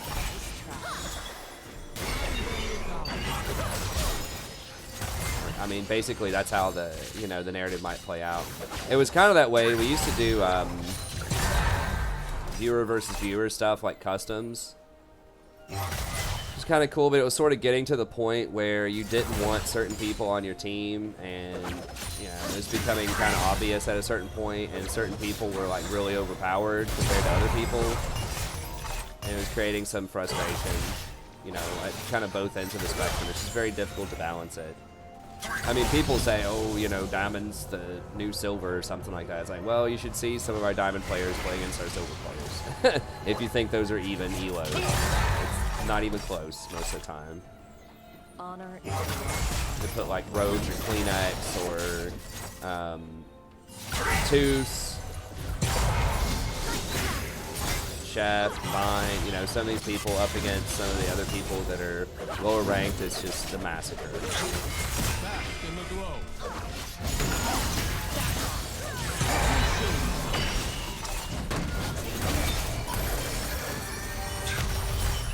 So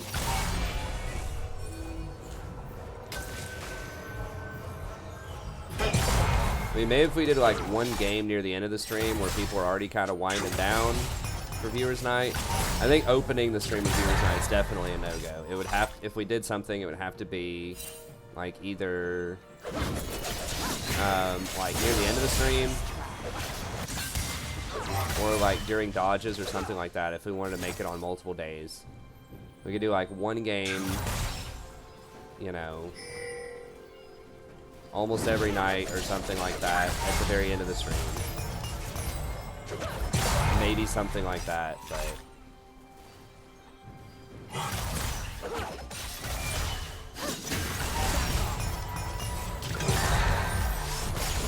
God, I'm getting massacred here. An enemy has been slain.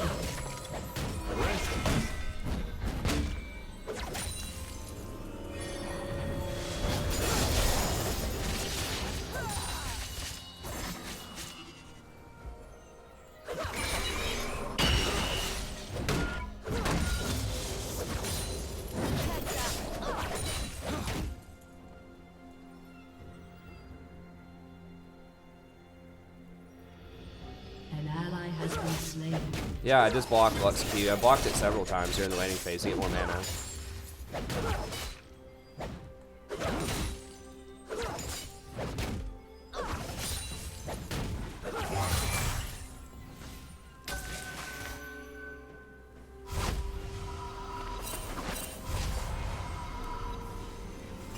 I think I give quite a bit.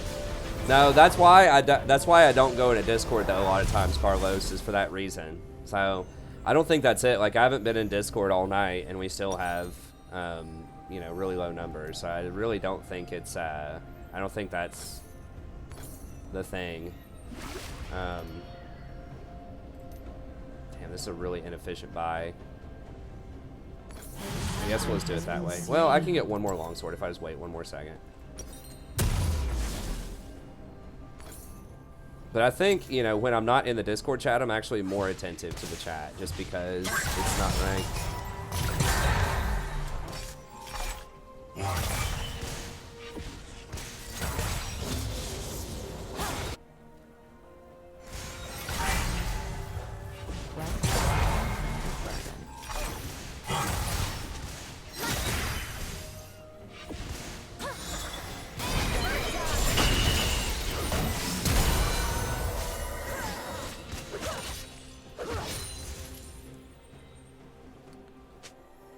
I get in there sometimes, but yeah, I mean, it's not usually a lot for that reason. That a lot of people, you know, I think there's a lot of people that come for my analysis and banter in the stream. Let me see if this is up here. Oh, it's Rise Jungle. I didn't even notice that. That's interesting. I make my own fortune.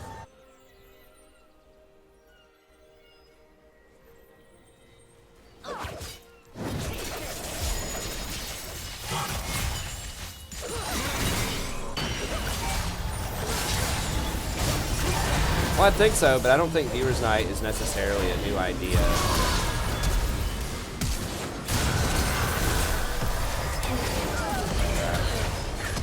I mean, this has been a trend since basically inception of Viewers Night, where it's pretty much always lower.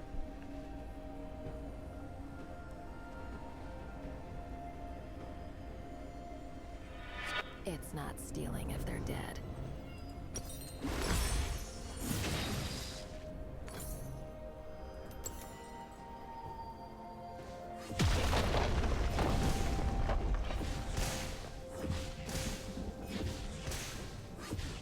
got value. They stack up nicely.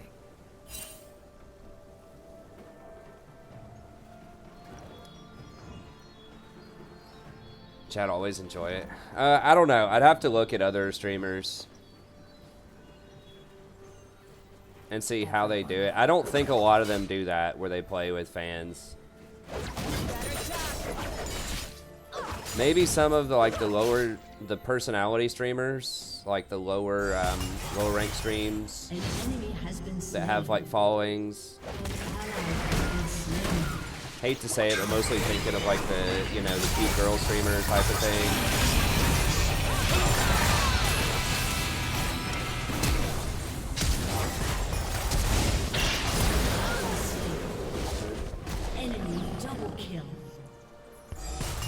But like, I don't like Tyler. Maybe Tyler 1 plays with some of his fans or something. I don't know.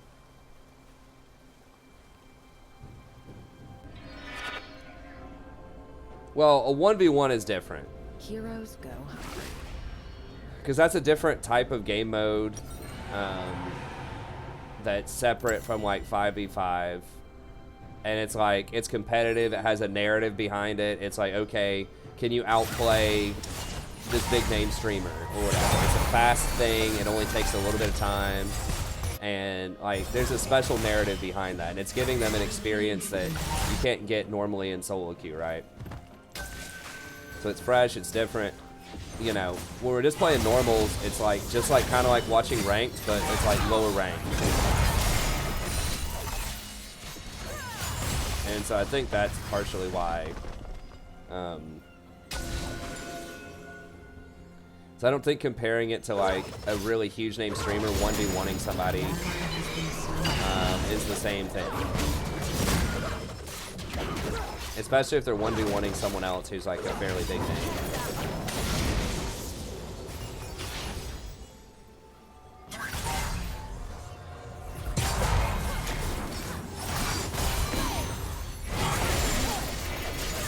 He's, I assume, really far ahead of us. I haven't kept up looking at his items, but he's not as far ahead as I thought, but he's still pretty far ahead. Enemy rampage.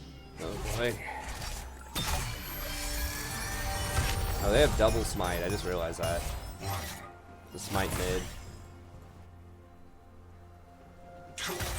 Okay. Well, that's not as crazy as I thought. I thought that Ryze was down 70 CS in the jungle. But no, not against the actual proper jungler. We're still behind. Not that far behind.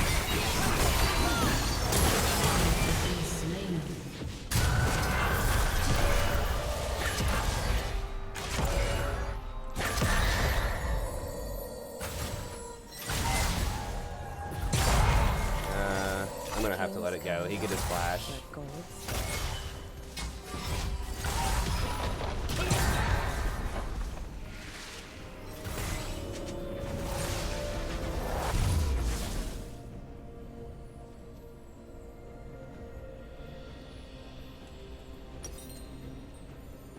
You've got a problem? I don't know. I mean, maybe there are ways to do it. I mean, I kind of got the idea from Trick2G. I don't know if he still does it or not, but he used to do like a viewers versus viewers thing, like a viewer challenge sort of thing, but they would play against each other. But I don't know what the parameters were for that, like if people donated specifically for that. And it was like, he would be like a commentator watching those games, but I don't know how often that happened.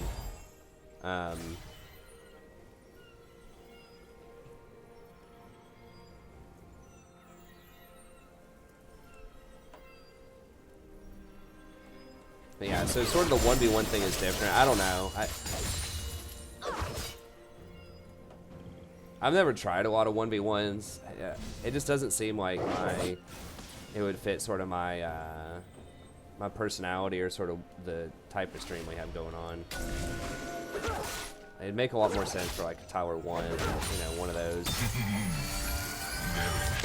kind of big ego sort of guys to go out and 1v1 people.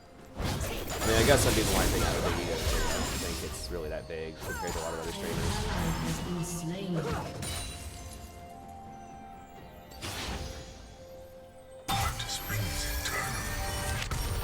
Hey, thanks, Carlos. I think there's a lot of people that are kind of like that. Just sort of chill, a little more cerebral.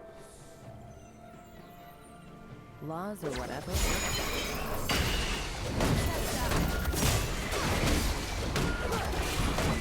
Appreciate it.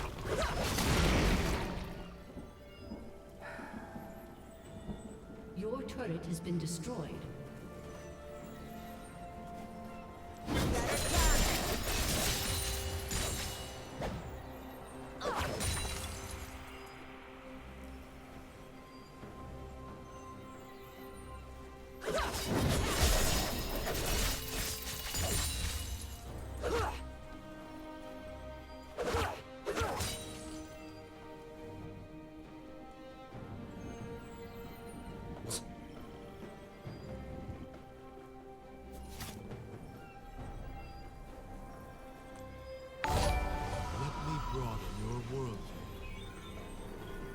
Hey, thanks, Magic Potato. I appreciate it.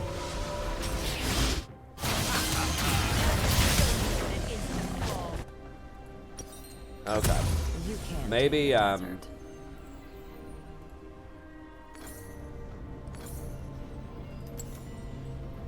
maybe we can start, like, power farming here. I'm actually pretty far behind in farm. It's been a tough, I mean, An enemy is dominating. it's really tough. Like, double ranged against a melee Honor is the support. rust on a And, dull I mean, blade. it's Enemy just open rampage. season. We just can't put any pressure on him.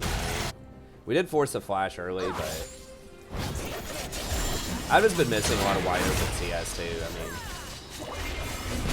it's just hard to get enough pressure to get good CS though.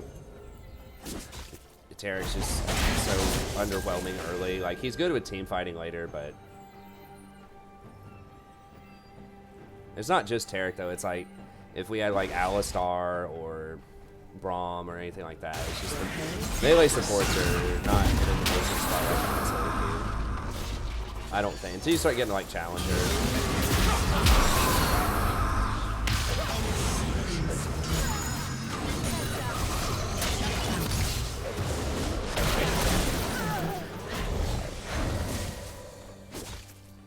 Okay, I guess I'll... Wait, how did Pounds deal damage? I spell shield... What did I spell shield? A little glimmer. My spell shield blocked something. Guess I could have healed... Yeah, I should have healed faster. I thought I was going to be able to spell shield something and then maybe walk out, maybe have to flash, but I guess my spell shield didn't block the pounce.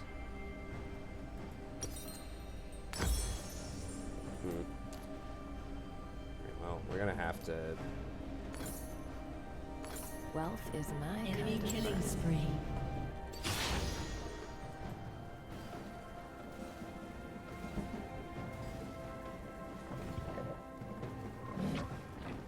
LCS analyst. I don't think I could do that right now. I'd have to study pro play a little bit more. I think with enough practice, though, I probably could. I mean, a lot of those LCS analysts are not like currently challenger level players, you know. I could eventually get up to snuff with at least some of them, but I mean, not that I would ever get invited to do something like that, but I wouldn't go live in California. Not that there's anything wrong with California. My wife and I just really like the area we live in. Enemy is legendary. East Tennessee, and we wouldn't want to move out there. I mean, number one reason is it's super expensive. Those prices would give me a heart attack. Someone was pricing out a house out there. One of my friends was asking on Facebook, you know, how much it would cost for her to build a house out in, where is it? Like Ventura. I'm not sure where Ventura is. I think it's like in mid or northern California. Kind of closer to San Francisco, maybe. I don't know exactly. My geography is terrible with California. But they were saying it was like $350 a square foot for like a modest house in that area to build it, not including the land and everything. It was basically going to be a 1,600 square foot house. It's going to be $1 million. It's not even like LA or like a huge They stack up nicely. city, you know.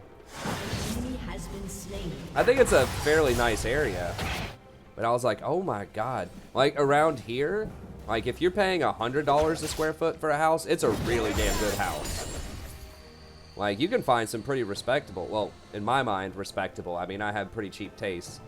But you can find a pretty respectable house around here for probably $75 a square foot. Maybe less.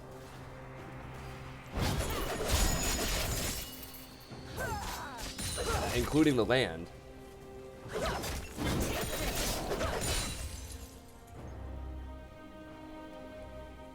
It's closer to LA. Okay.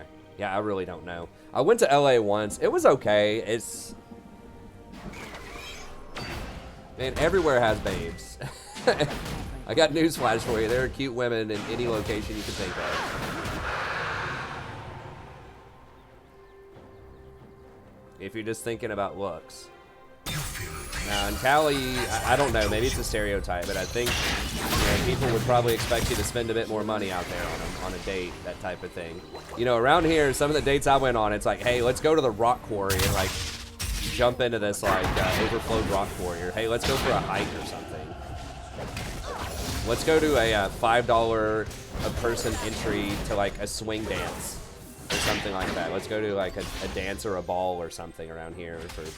So it's like cheap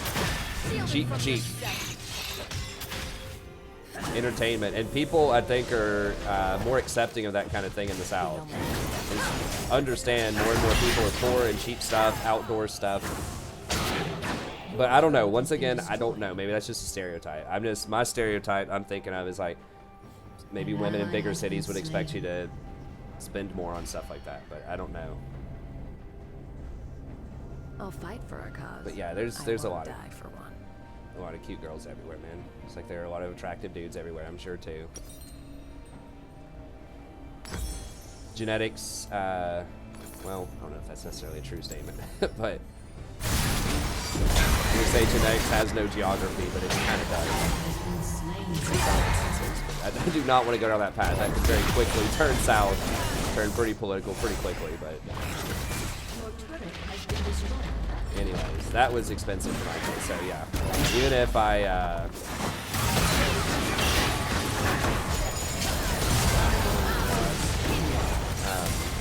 even if I got offered an LCS analyst job, probably wouldn't take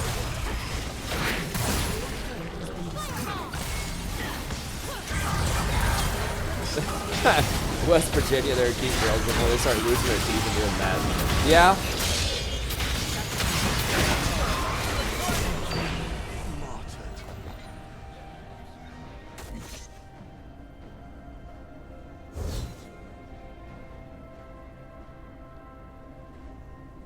Only the shining girl here.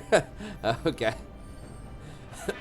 I can't read your name. That's pretty funny. I know what you're talking about. I think the bathtub scene out of The Shining look really cute, and then turns out to be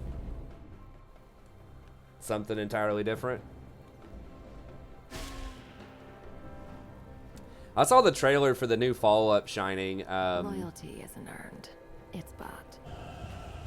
And then I went back and watched a couple of the iconic movie scenes from the original Shining, and man, that went from like really hot woman to like Laws almost or throwing whatever up. Works at the time. But that's one of the like. It's an interesting thing that it's like one of the most terrifying things you can see in a lot of science fiction is like an old woman. It's like, I don't know, when you really think about it like that, it's kind of sketchy. But dude, get out. Who is this guy?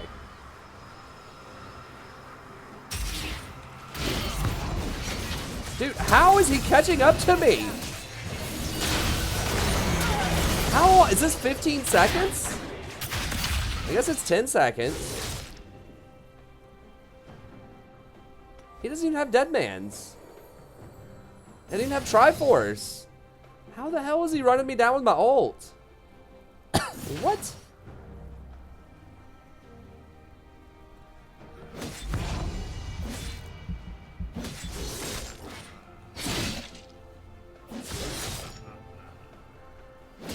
Yeah.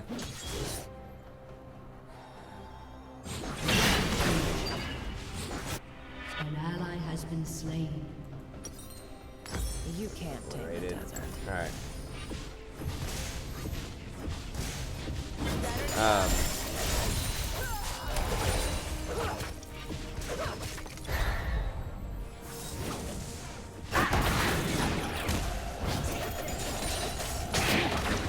Yeah, I went to LA one time and I was like, this place is pretty cool to visit. And there's no way I'd ever want to live here. That's how most places are where I've been, where it's not sort of my home region. Ohio was all right. Southern Ohio near Cincinnati is okay. Where I lived for a long time.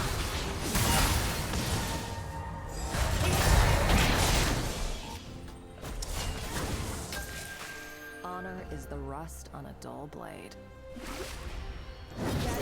Met some cool people there. Had some good times. That's it. I guess he does have Raptor Cloak. Okay, so he gets a little bit of movement once he got to my tower. I don't know. I should have ulted faster and just queued him and run away immediately. I didn't respect how fast he was moving.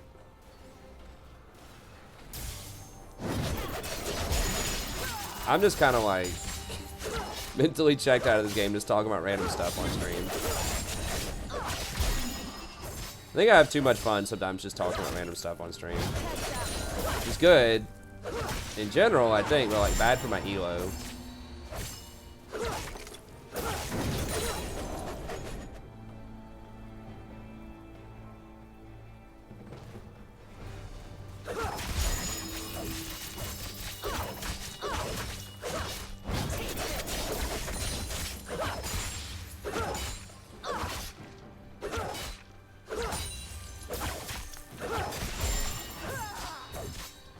I mean, I basically can't go over there to contest that. Someone has to try to clear, and I don't even clear that fast.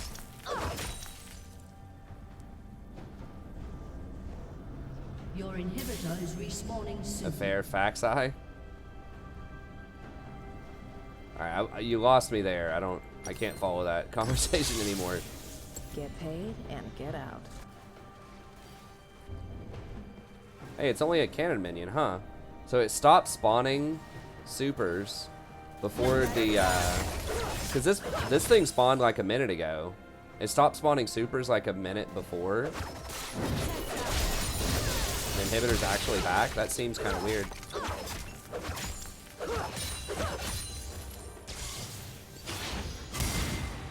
Back up.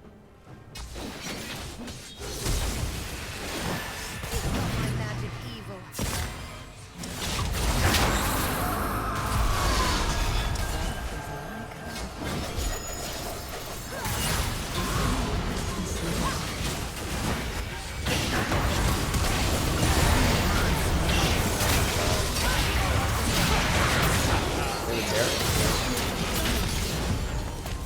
I don't have a Terra Cult. A summoner has disconnected.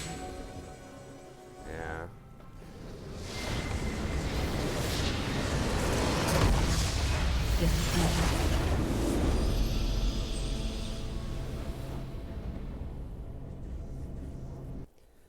Yeah, I should have respected him more.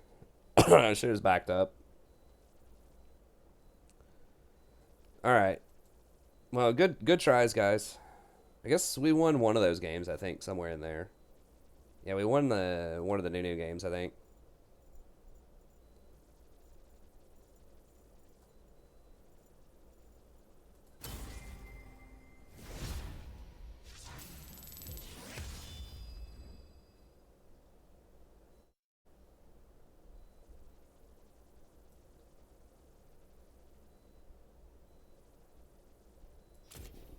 Wait, I didn't always have first win of the day? I thought I always had first win of the day. Maybe not. Play an ARAM and I get a free Master Yi. Still haven't done it. I'm really hoping that once they launch that other game mode that I can practice that other game mode on my Smurf and still like level up my Smurf some.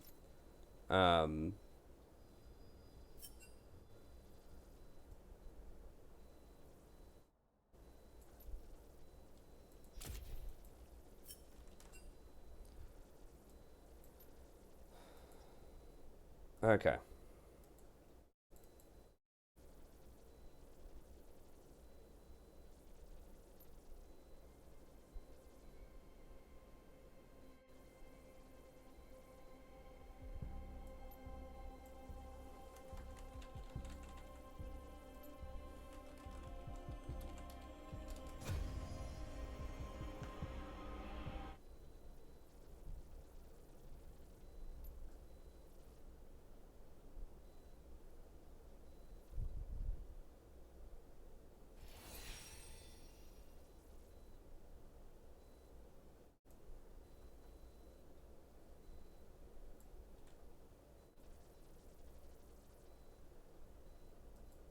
What is this?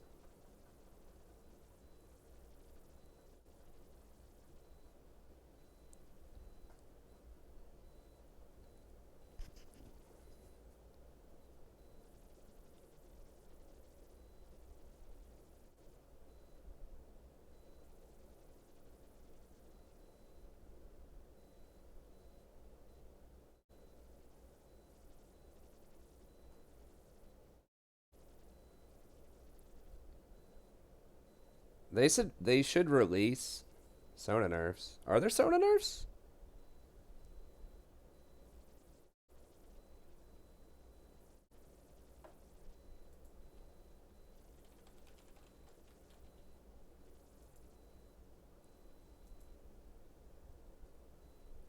Let me see. And we'll jump back in there.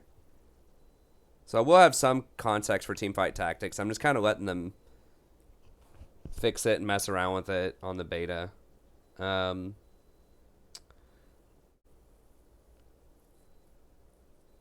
so they're keeping Karma's thing.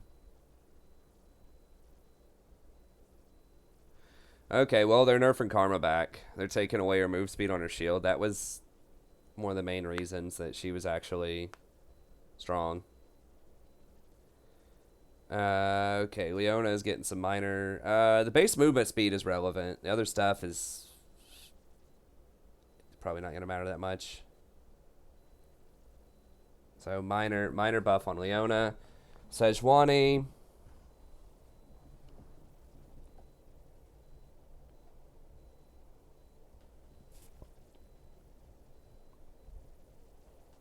A little bit less. Okay.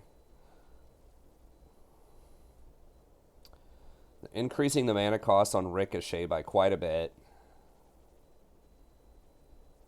Huh. That'll hurt her early on.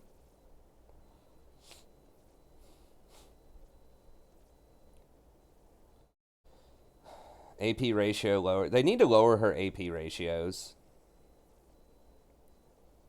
Right. She doesn't need those high ratios. Like, they're ridiculous on her. Her base damage is high enough on a lot of those things. 10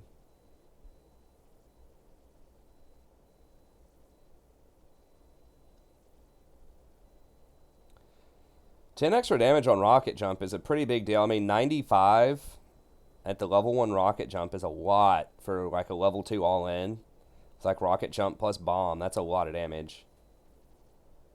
Because you get 2 of those off. Don't forget, like, if you jump in and your bomb goes off, like if your Leona or your Thresh hard engages and the bomb goes off, and you get 2 of those early on.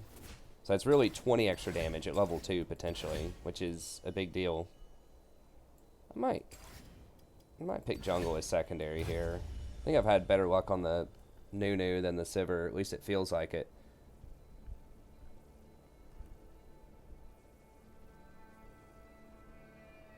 Well, it'll be back Sunday.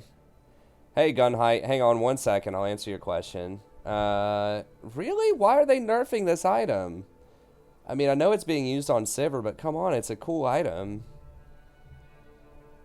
Kind of sound... It's too dark outside for me to see, but I think I just heard thunder.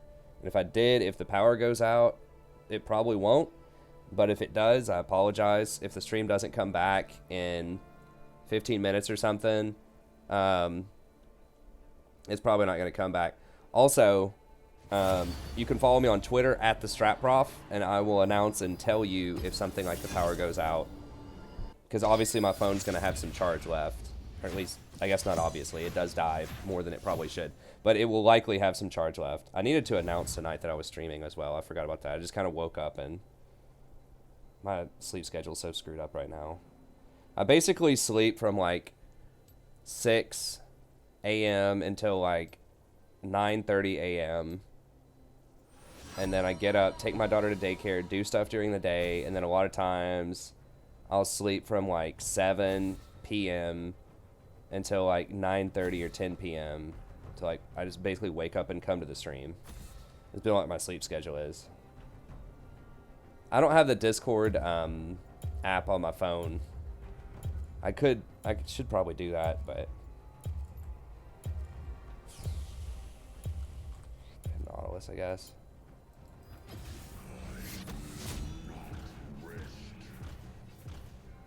Yeah, but Zyra's not really been that oppressive. I mean, yeah, Sivir's kind of oppressive right now, but like Sivir's still pretty good with like Infinity Edge opener as well. Like, I don't know. I like there to be competing items for Infinity Edge in a crit build. Alright, thanks, Lev. I appreciate it. Oh, I forgot to ban Ezreal. Our person was hovering Sivir, though, so... Huh.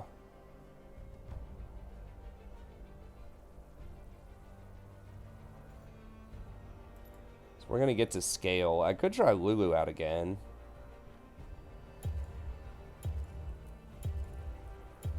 I haven't tried Lulu since the buffs. I mean, we're probably going to get a free lane versus Ezreal, and I think just kind of going for hyperscaling might be a good plan. Ugh, God. Lux is annoying, although I think Lulu is pretty good in a hack run.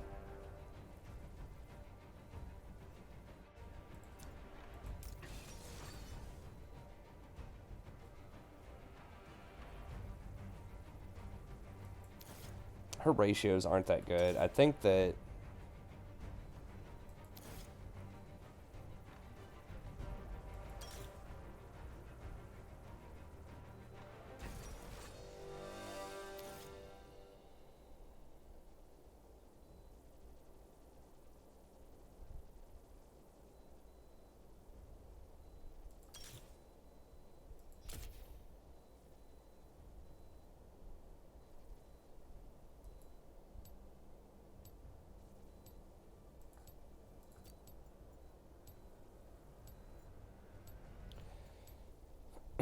Alright, we'll see how this goes. Maybe I should be taking Exhaust or something, but... They did buff Lulu last patch, yeah. Her shield is 10 more shield. Yeah, and it did reduce her mana cost on her shield, I think by like 10. It might have only been 5. Yeah, they increased the shield strength.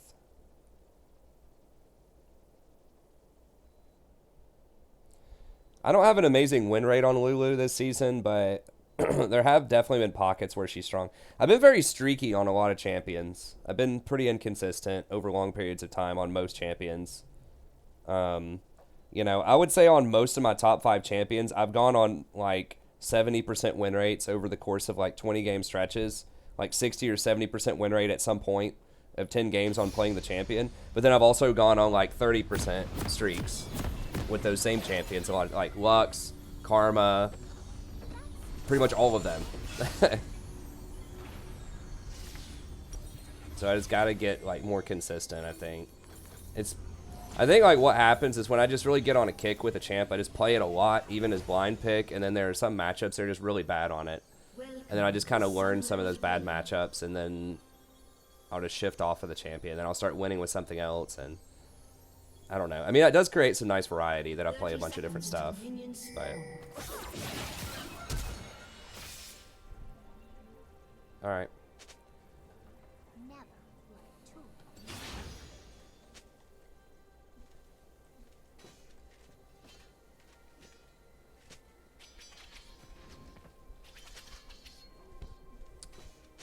I did. Yeah, I didn't buy anything else off the Chroma store. I thought about it, but I was like, I just always want to hold on just in case they create another, like, 150,000 or 200,000 BE skin that they release that's actually cool. Like, Earthflick's okay, but... Yeah, this is actually one of the Chromas. It's like the white, like, cat hat Chroma. But yeah, I've got them all. Anything that's like the free Chroma, basically. If I own the skin of the champ, or if it's like the BE Chromas, I got them all. Or a lot of them. Especially if it's a champion that I've played a decent amount.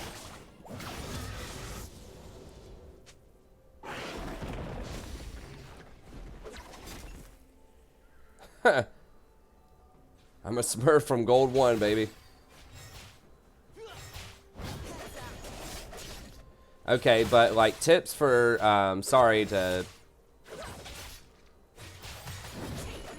tips for organized play.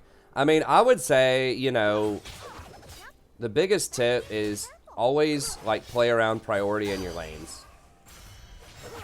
You know, push waves before you go do anything.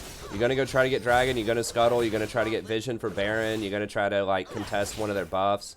Whatever it is, control the waves, get Vision, push the waves. Like, that's the biggest thing.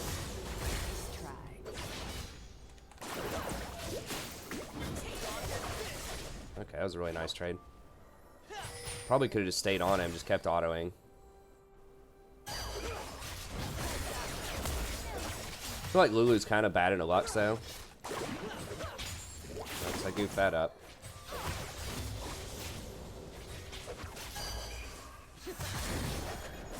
Lux is such a menace. Like, she crowds out a lot of other, like, AP supports. Because her range is just so high.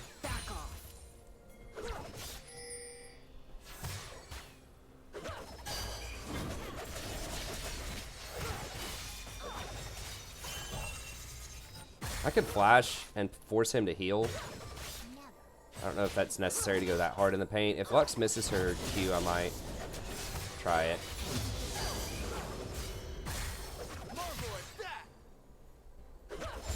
I'm gonna get greedy and go for one more point in shield here.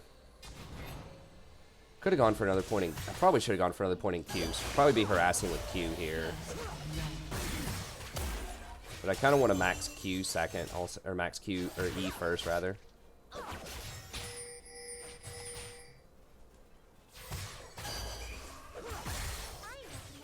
Yeah, he's probably doing scuttle.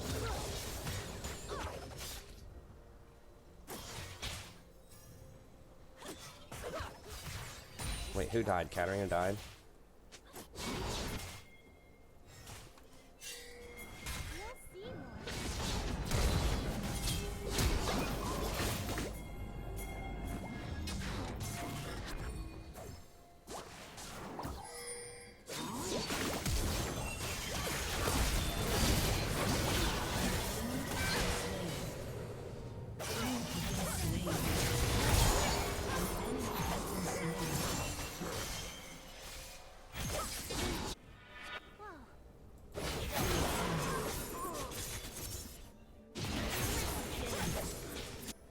Nice. Alright, well, ended up being good. I hate that I died, but I did hold him there a bit longer. If I dodged the... I wasn't expecting Lux to flash that, but if I dodged that flash a little bit better, I think... You know, obviously that would have been good for us. I'm not sure if it was a waste on the flash, maybe. I have to go back and watch.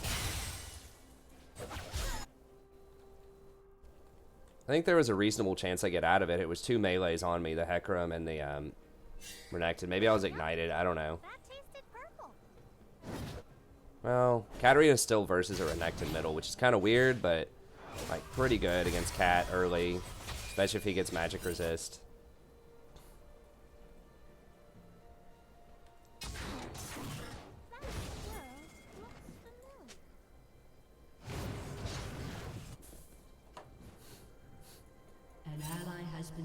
Wait, how?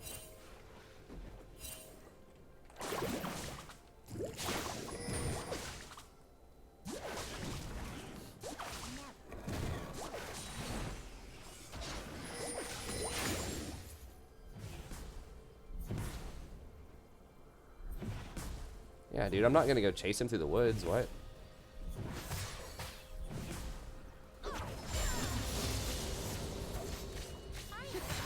I maybe should have gone boots here. I think Relentless is pretty nice later on.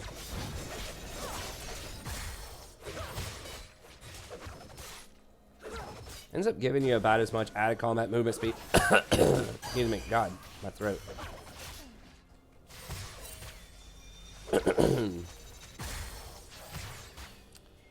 Need to get a drink here in a second.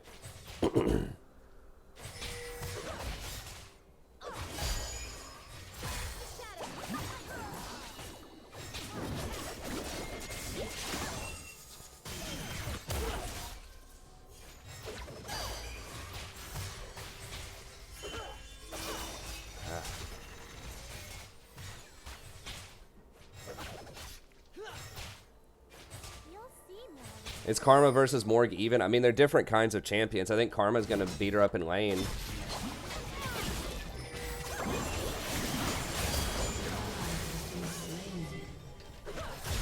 This jungler's getting whacked.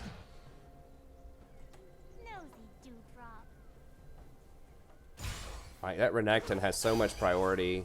Katarina's catching up, but...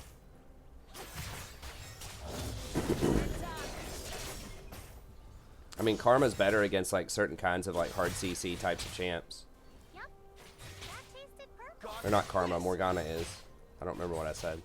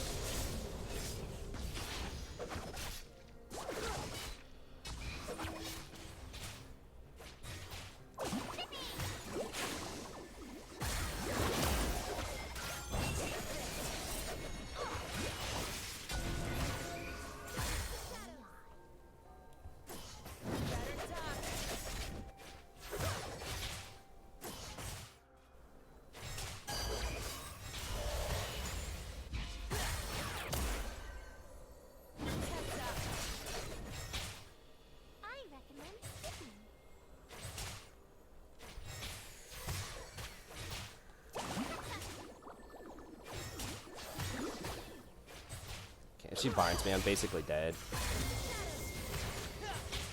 Okay.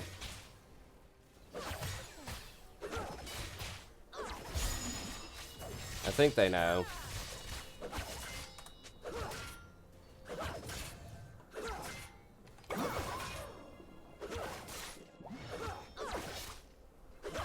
You'll see more with your eyes closed.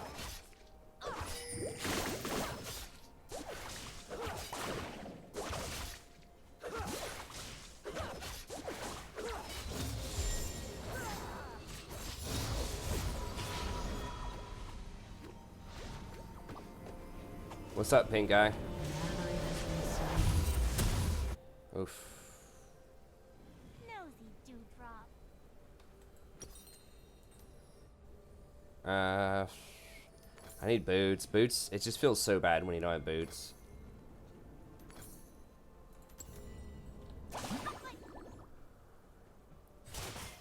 Yep. On Lulu, she's just so slow. Like, maybe if they gave Lulu like 5 or 10 movement speed, that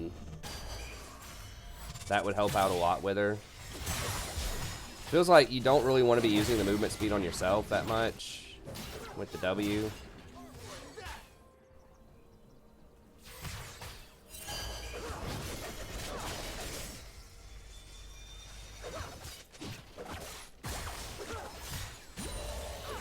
Ally has been slain.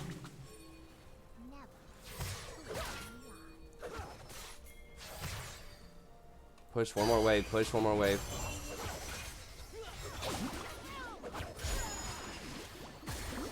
Well, we don't have them all the way pushed in. We're going to lose priority for Renekton.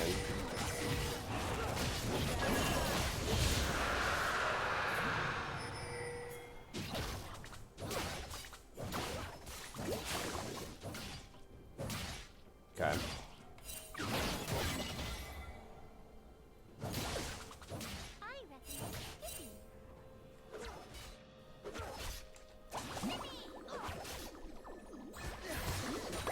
They got Rift Herald also.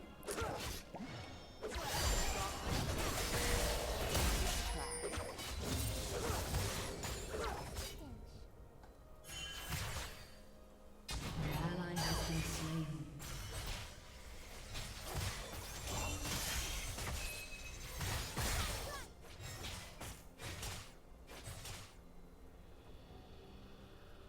Well, Irelia has had like 20 nerfs. It's not just the movement speed nerf on Irelia.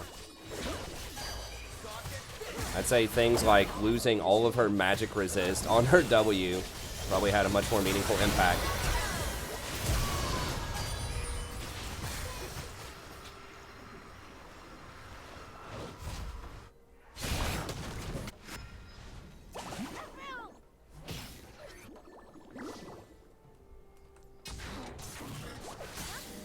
That tasted purple.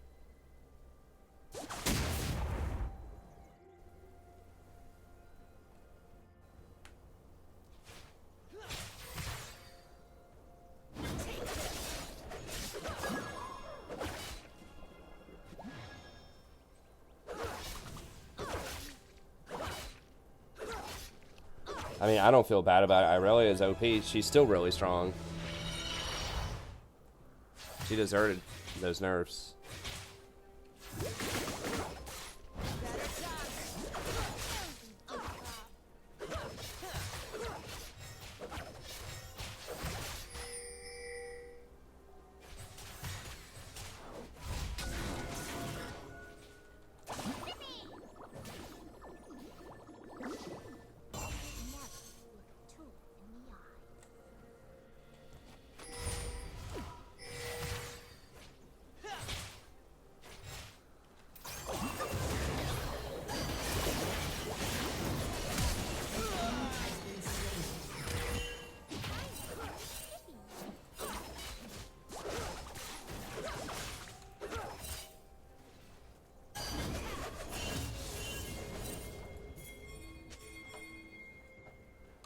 Turret plating will fall soon.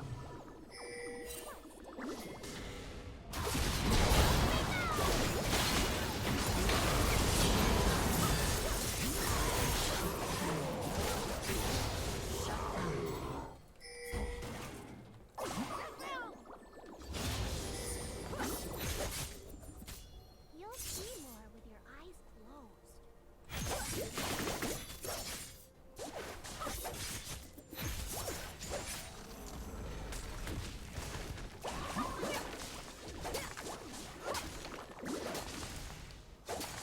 I mean, turret's plates fell, but we could have had the tower, man. If Sivir rotated up here, I think. I mean, I don't know. She should be able to clear that bottom.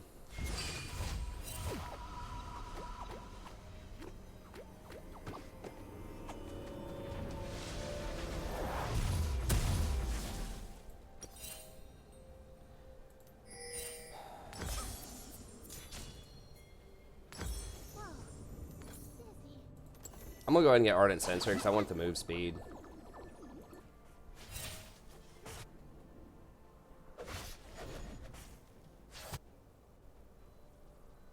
Without ever seeing a Kali or Irelia.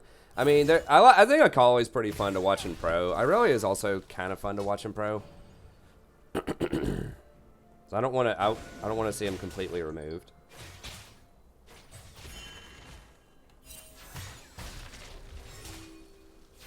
Okay, Hecarim's top.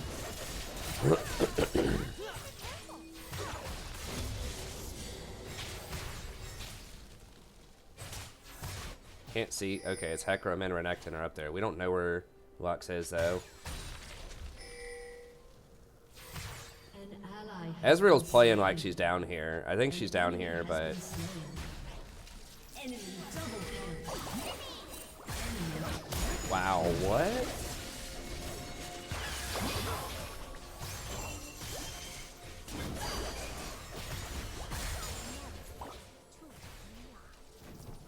I thought they nerfed this champion.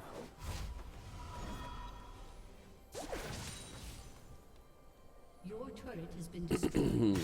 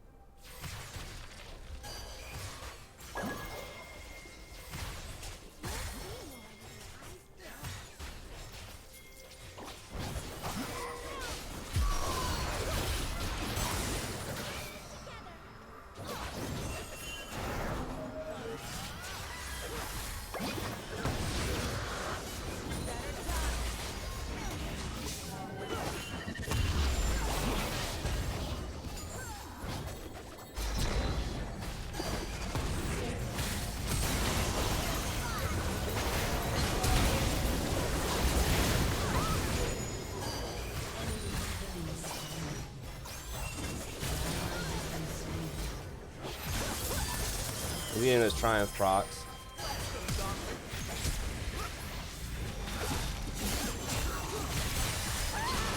That is real sad.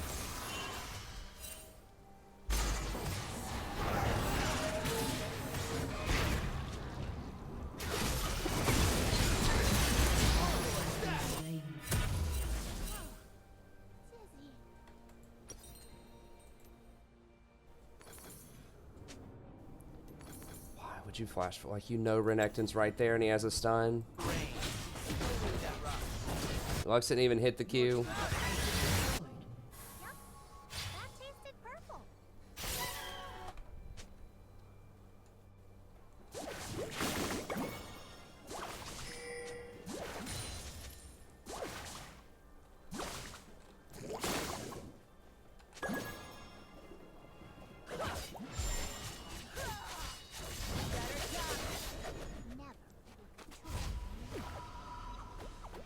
Yeah, we're on ranked games.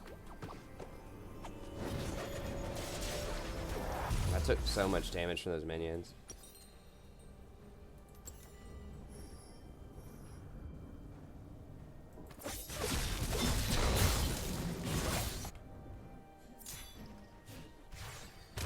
God, Katarina got a triple kill early on. Right? She was like 3-1. Renekton doesn't even have, all he's got is Mercury Treads. He didn't even get a Hex Drinker.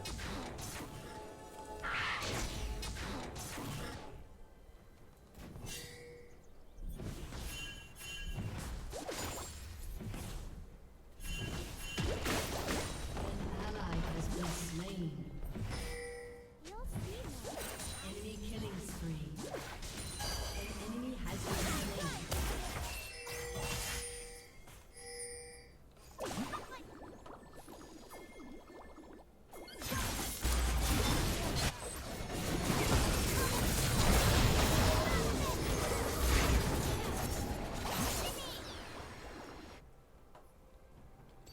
Surely that's enough to run her down, right?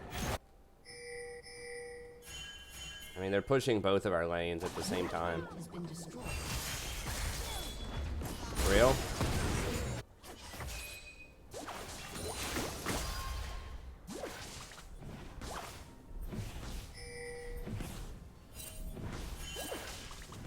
Turret has been destroyed. We just gave up 2 towers to chase a Karma, and she 1v2'd him.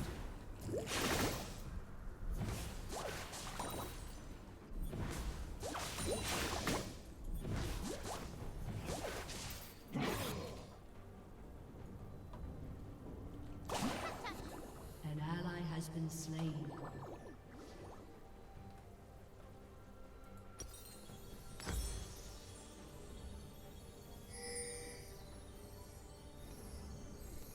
I just realized I don't even have a first completed support item yet.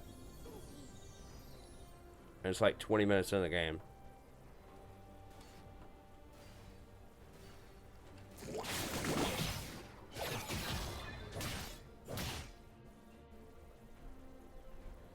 I should have probably still gone at least 3 points of Q in lane just so we could just push in, get priority and roam faster.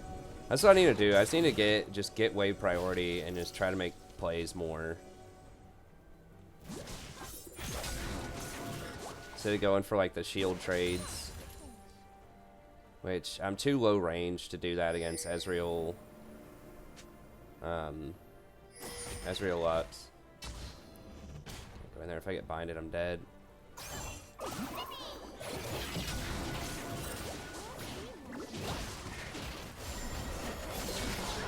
Why?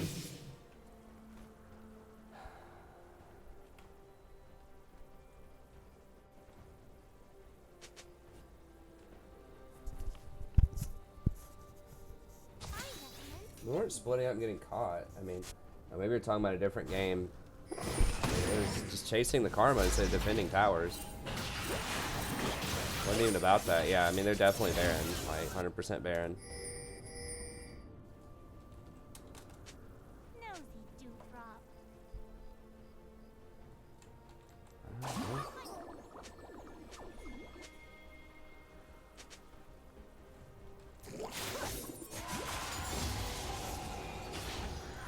Send 4 people to go chase this Karma bottom. I mean, I can't go, like, get vision on Baron by myself. I guess I should have pinged it and told him earlier. We're not even going to get her, are we?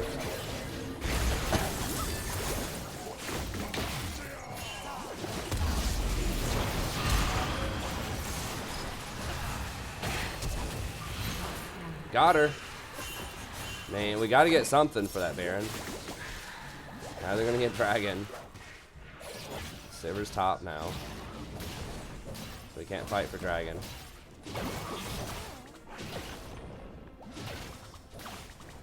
Alright.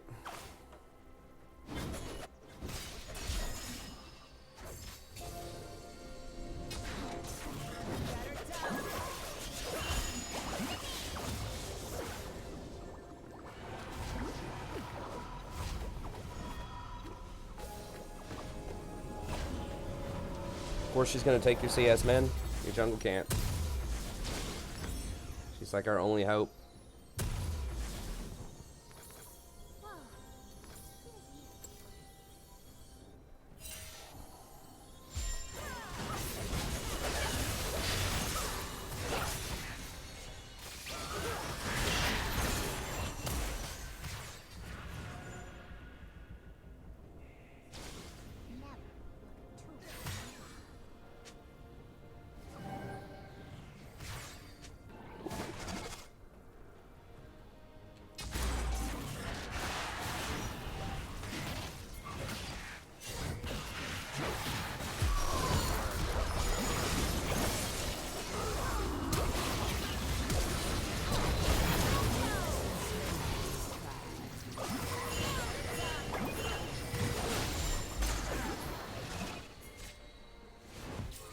Go.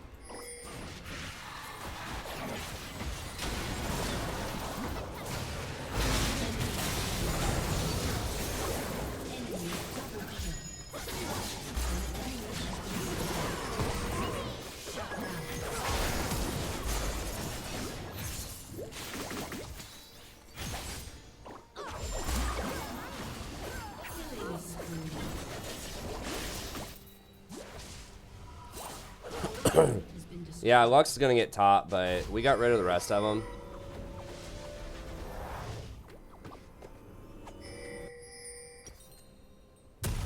Yep, that tasted purple.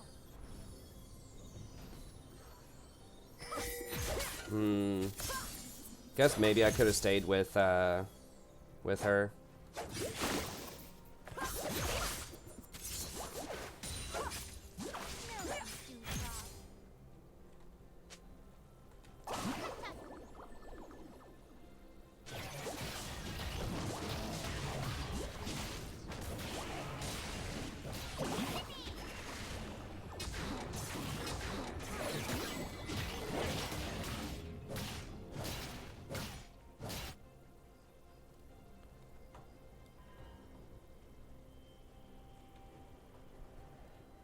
Alright, we're starting to come online. This Sivir is really huge.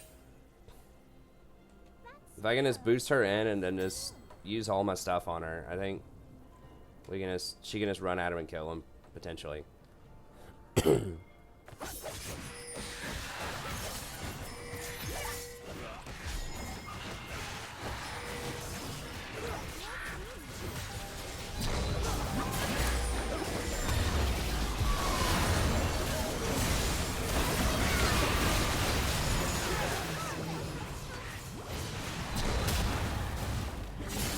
Or that happens and she just gets evaporated. And they just win the game. Yeah, that can happen too.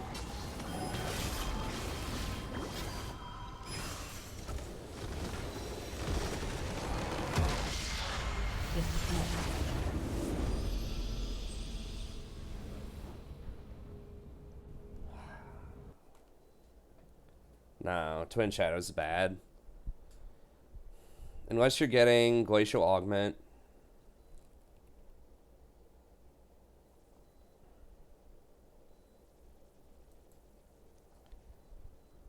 It's like, well, we finally got an 80 carries, 9 and 3s, up 50 CS. Best 80 carry in the game right now, one of the safest. It's got Spell Shield, can reposition with her ult. Got 2 different movement speed modifiers. One shot. Minus 20.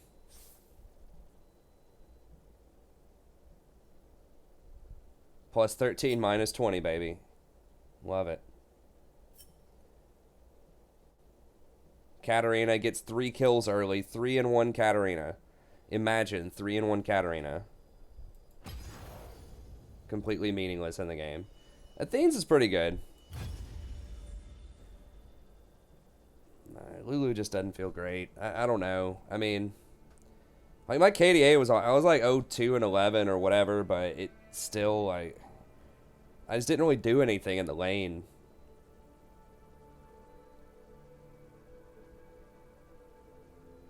I feel like Karma would have been similar, maybe even better.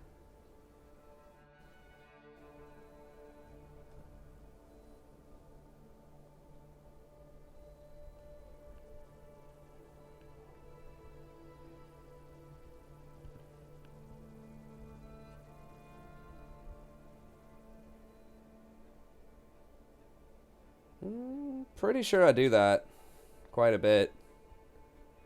I mean, maybe I didn't do it on one player or two, but I'm pretty aware that the Q matters when you shield ally. Would Janna have been better? No, so we would have just eaten all that poke in the laning phase.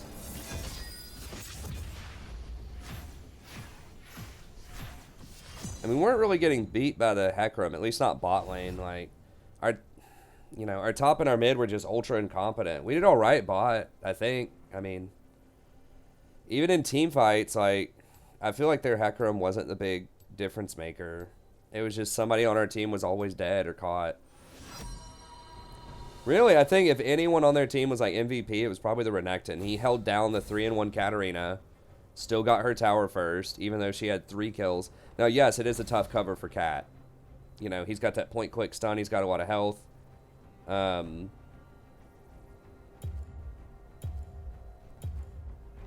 Well, the problem with Lulu is, I think the major problem with Lulu is that most of like her power is all in one ability. It's her W. Her shield's really not that great compared to the shields of other AD carries. It doesn't really give you anything special. It puts picks on them, which is nice, the passive. But the shield itself breaks really easily. It's very short range. Well, not very, but pretty short range at 650. The Q is borderline worthless outside of the laning phase. If you get a lot of points in it, it's like it's an okay slow, you know? It's alright. But like her Q and her E feel pretty lackluster compared to a lot of other supports. Her W is awesome. But the problem is you only have one W. So it's like you either buff your ally or you use your CC on the enemy. If you don't use the CC on the enemy, you basically have no CC. Yeah, I mean, her ult's good too. But it's like you basically have 2 abilities. That's the same thing with Morgana, which is why I don't play Morgana a lot, is it just feels like her W's worthless outside of the laning phase. And her ult is like really limited as Morg. So it's like you have a really good bind with your Q, you've got a good black shield, but your other 2 abilities are pretty trash.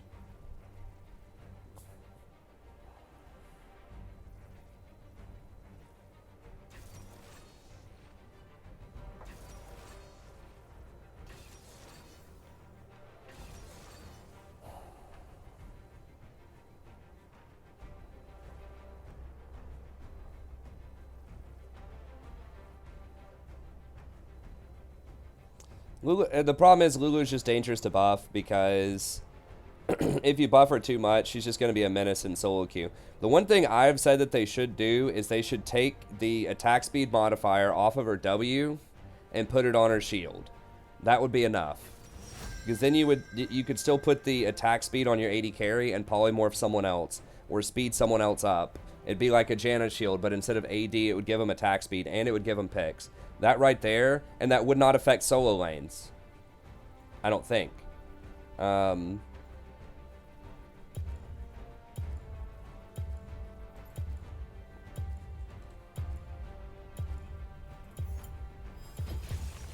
the thorns embrace.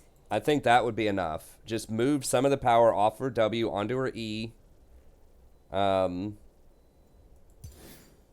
wouldn't affect laning phase at all because you're putting your E mostly on the enemy in the laning phase to do damage to him. It would just be a nice quality of life buff for later on. Do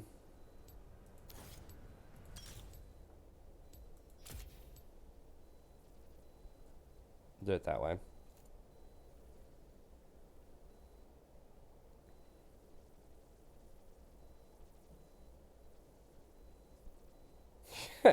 Yeah, Sivir's got an interesting name.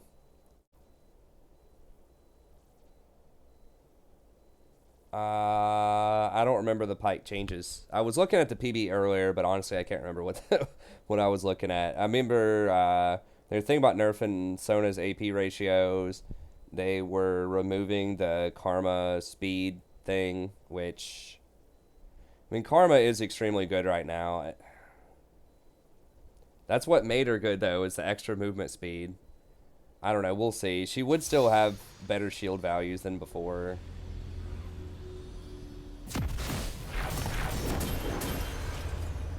No, that's just kind of a funky gameplay. Like, it just doesn't really fit in. I mean, I don't know. I guess they could do that, but that seems really unorthodox. Where you're trying to hit your allies with your Q when it's supposed to, like, damage and slow enemies. And it can give multiple people, like, a really big attack speed buff. That just feels like that's really hard to balance, and it's just really, like, there's a reason they took it off of Ezreal's Essence Flux. I mean, you'd have to turn it into an attack speed slow, I guess, so it'd be symmetrical. I don't know. It just seems really... Just a harmless flower. I think it's about a 0% chance of them doing that. Oh, they're definitely trying to nerf solo lane Pike, for sure.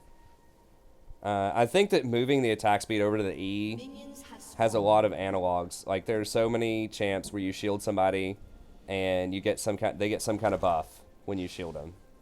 Like, you put picks on them, which is a buff.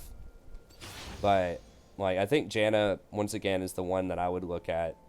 Where it's like, she gives the AD. You could even say if the shield breaks and the AD falls off. Or the attack speed falls off. But I think just try that out. You know, if they are afraid of solo lane Lulu.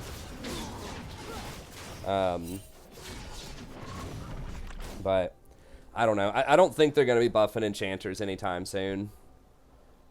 It's like enchanters as a class are just so strong in solo queue. They just crowd out most of the other classes, especially between like gold and low diamond.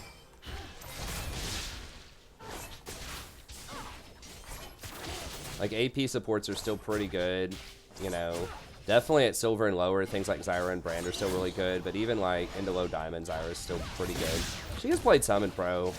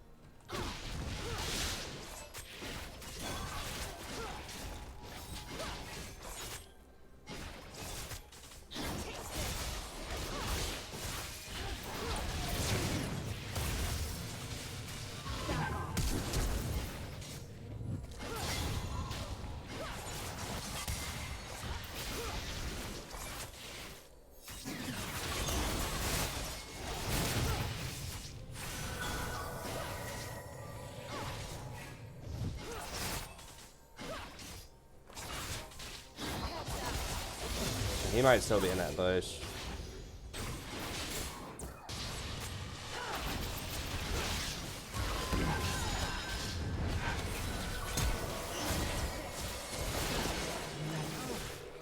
Oh, the slow.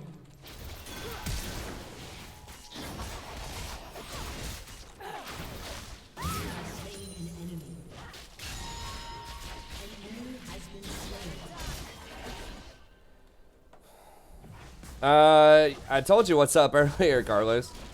Well, two things are up, I think, tonight. Number one, we have a lot of minions here, man. Can we not get a wave? Or like a plate? Okay, I'll take that. Number one is I was running late. Number two is we did like a little mini viewers night. We just played 3 normal games and, you know, lost a 150 viewer average. Maybe not that much, but we were like at 60 when we were doing the viewers night thing.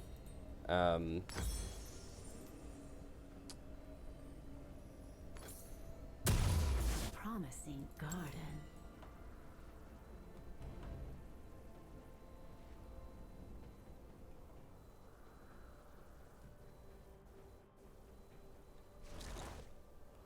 I mean, I don't think we have a huge Vietnamese audience. I mean, there's some, but I think it's much more attributable to me being late and us starting the stream off with 3 normals games.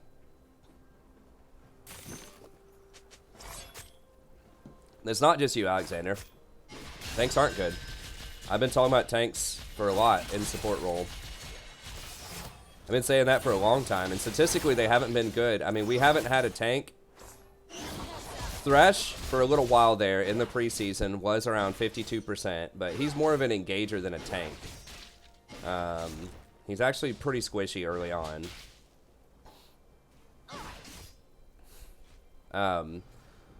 Yeah, none of them are like...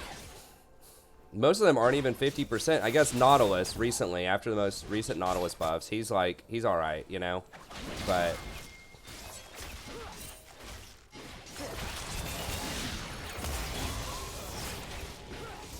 yeah, like the problem that I'm always talking about with it is they don't scale. You're on the clock. Like, you have to outplay, you have to use your momentum because you just get outscaled by enchanters. And you have, like, low pressure in lane a lot of times.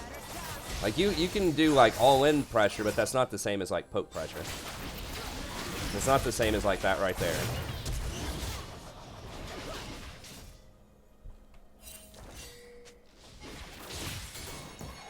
That's why, like, Alistar, especially the peeler tanks, like your Brahms, your Toms. I mean, Tom specifically has been nerfed.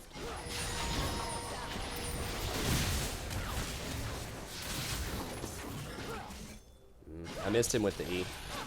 Whoa, alright. Okay.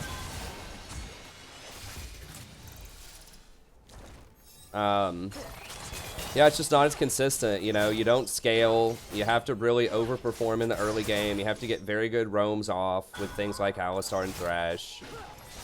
Versus Sona, you just don't die and you just pretty much auto-win at 25 minutes in Teamfights. They're good in pro play, like, but pro is a different kind of game because it's such a low gold economy. They have really high base stats, like scaling doesn't matter as much for supports in pro. Because they have to buy so many wards, they have to get their 4-ward item immediately, and they buy so many control wards and have to like rush tier 2 boots that they just want stuff with really high, they want champs with really high base value, and tanks like just have more HP, you know, than range supports a lot of the time. Now that's changing a little bit. Lux is becoming pretty popular right now in pro, but that's why we've been in like the Tom and Braum meta for, you know, while we were for like a year and a half, because they function so well on like 0 gold. Take careful steps.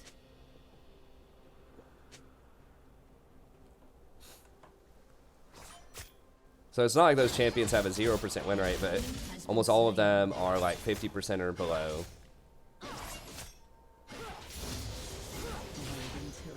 Because if you're, you know, if you were a gambling person, you're saying, is the average person going to outplay the average person consistently on a game, like over the course of 100 games? The answer's no. They're not, because they're average. You know, that's what average means. And so, like, in exceptional cases, if people are boosting or someone is extremely good on like an Alistar or something, yeah, they can definitely win. But you know, when you're talking about large numbers,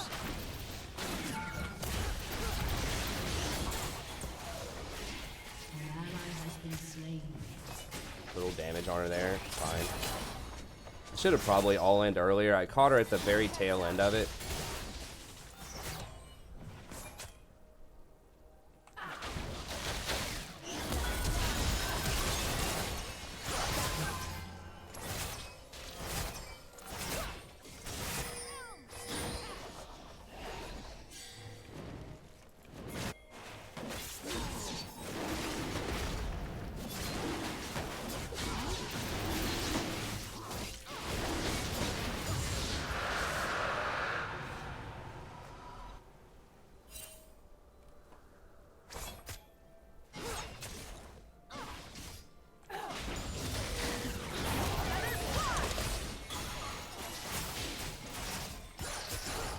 Oof, I'm surprised those didn't hit me.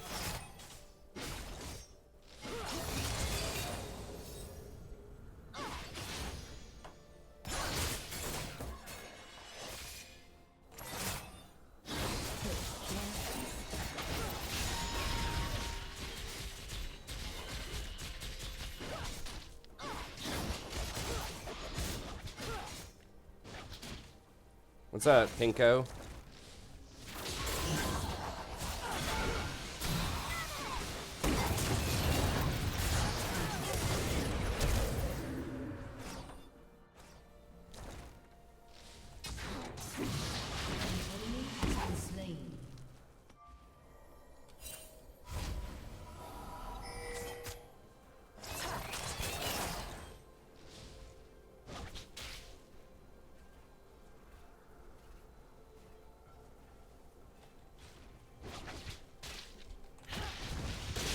I'm gonna have to push. I want to give her time to back.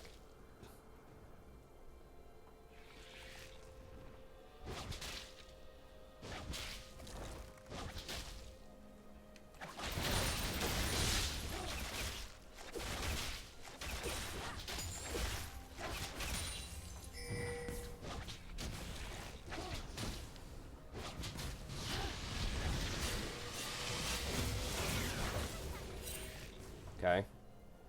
I guess we're buying time. I needed to buy as well, but...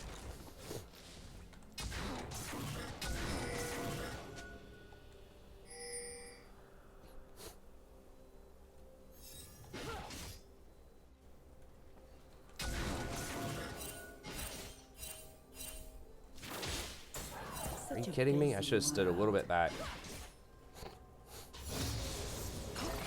Man, if she didn't hit me with that Q, I would have killed her. I knew he's probably here, but we're at least going to get... Oh my god, Echo's here too? Okay, I thought it was just going to be...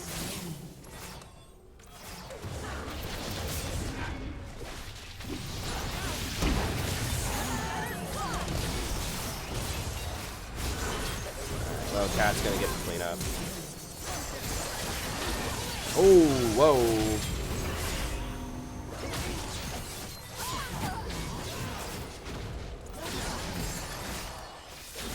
She got two really big stuns there. Damn. I thought we could maybe outplay the Rammus. If I just didn't get hit by that Q, though.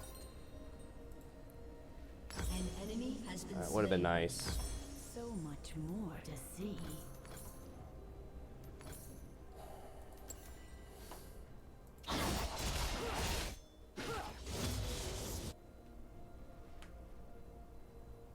Pushing's pretty much always better if you can do it without dying. It does elo anyways. But it depends on the situation. I would say with Sivir Zyra, you want to push.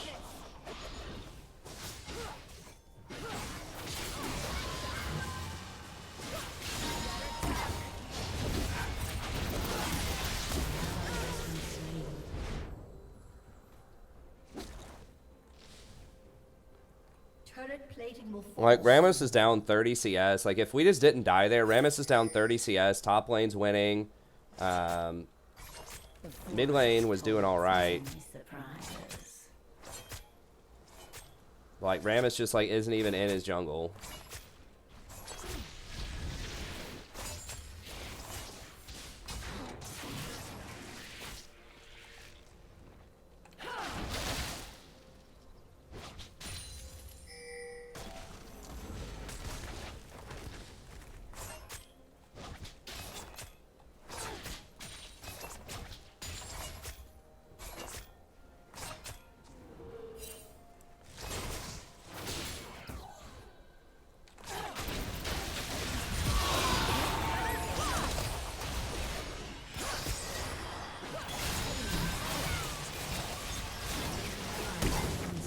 I mean, I wouldn't be surprised if Sivir just goes AFK here in a second. I don't know if I'd blame her.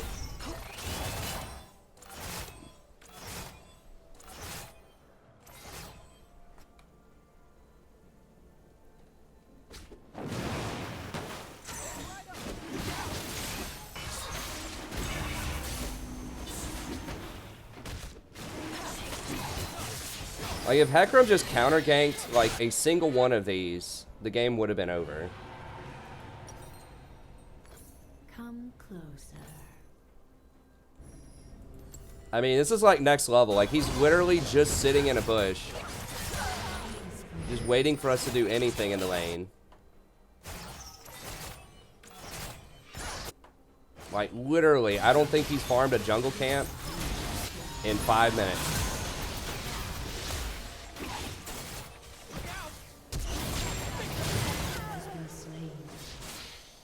Rampage.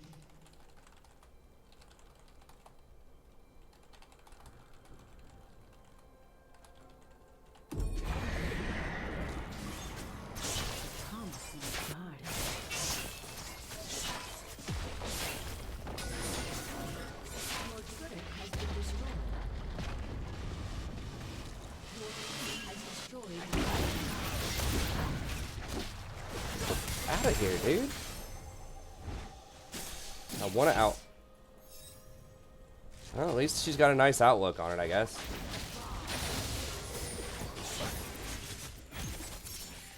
Your team has destroyed a turret. Oh, it's bad for us. It is bad for us because we were smashing bot. And now this Zyra, who was down like 30 CS, 0-2. Now she's got 5 kills.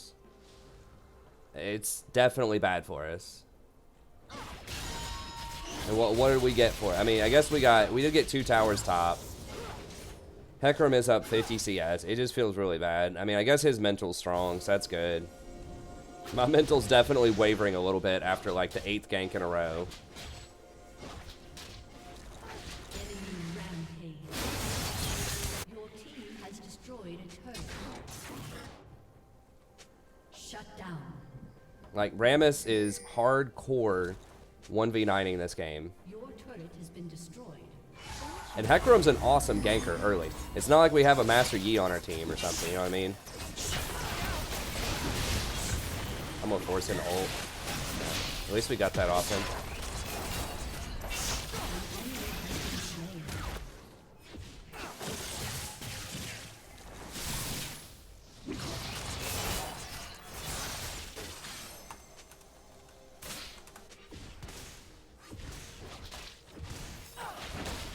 I wasn't sure if Pyke was going to go for it or not.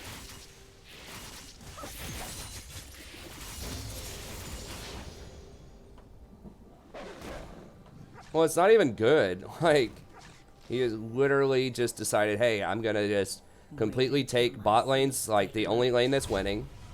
I mean, I guess our top lane is winning too. But it's like our bot lane is getting crushed by the enemy bot lane. I'm just actually going to sit on that lane. Like, literally, I'm just going to sit in the bush, in the river, and make sure they don't do anything. I mean, it's smart, but... Forest holds many surprises.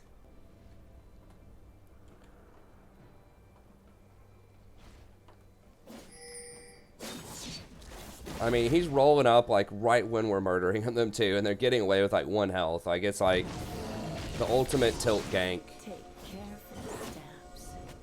Yeah, I forgot the enemy was even in, or that they even had a Darius, honestly.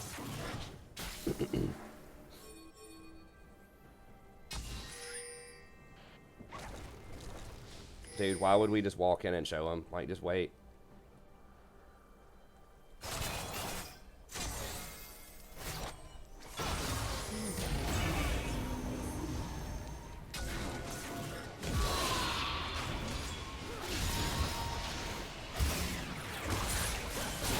I don't have plans for this.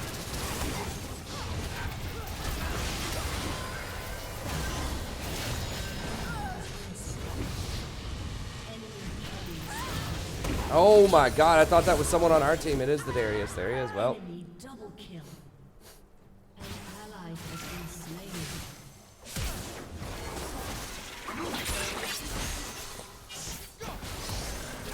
He missed his ult. Aced.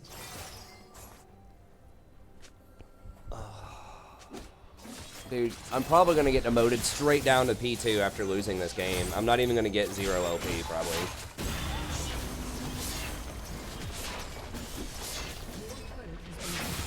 I mean, the team just saw me use my plants, and they engaged when I didn't have plants. I didn't have my E, didn't have plants.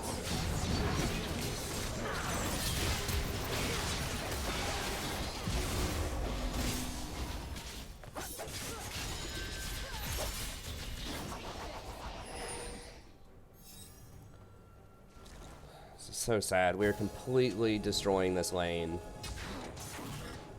And then the jungle difference, like, legit. Like, not even the, like, the meme.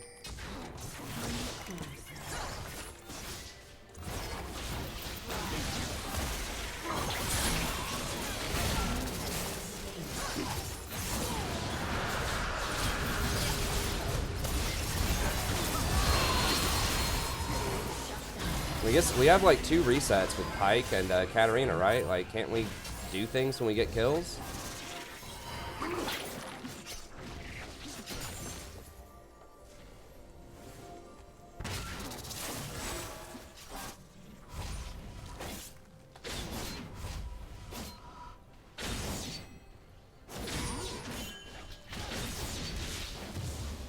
Wait.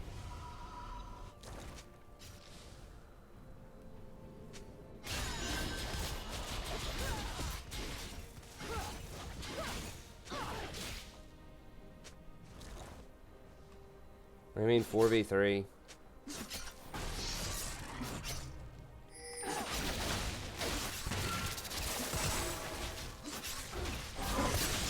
I mean, I need help warding.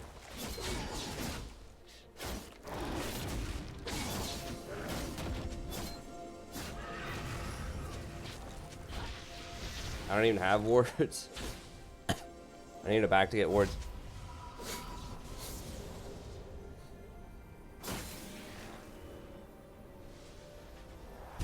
Oh, Sivir's trying to make excuses why she didn't show up to that fight. Such a busy world. Is that what we're talking about?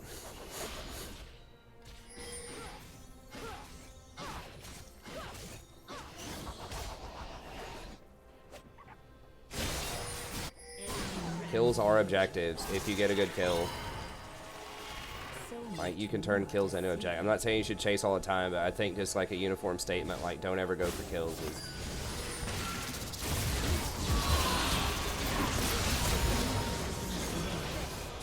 Like, sometimes it's a good thing to do.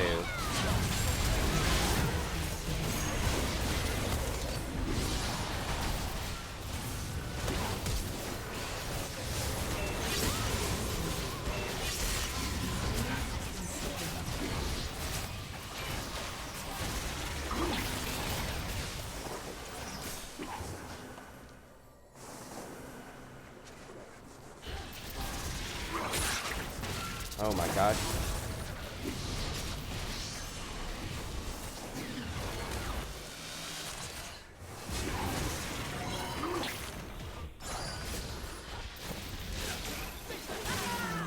What is his jump distance? Like 1200? He jumped from like here over to here?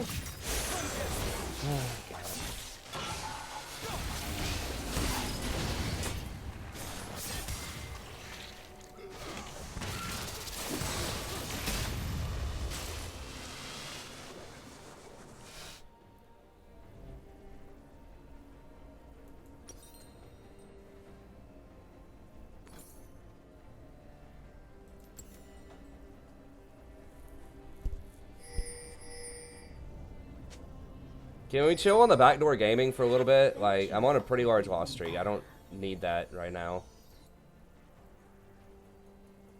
Or the backseat gaming, rather. Like, we just missed everything there. If we killed the Rammus, it was a good play. Like, it's completely results-oriented. Like, is the kind of talk that I'm hearing.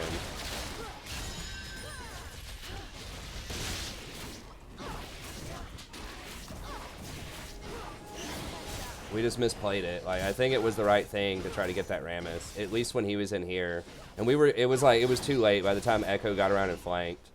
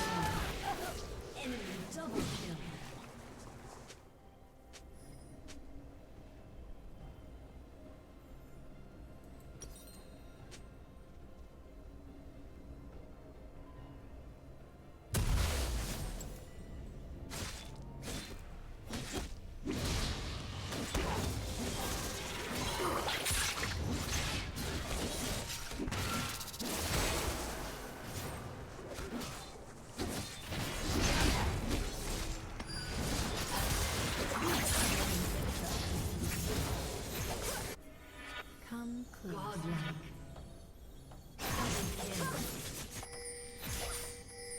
Well, hopefully we get some cleanup here. I mean, Rammus is dead.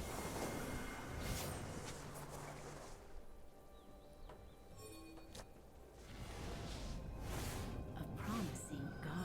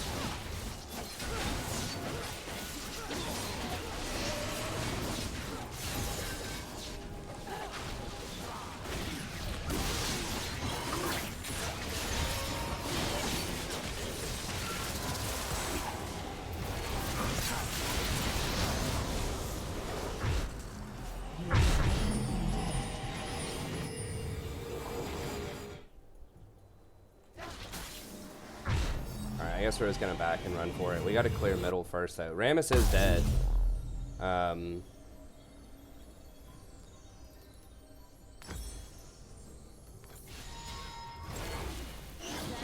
Take careful steps.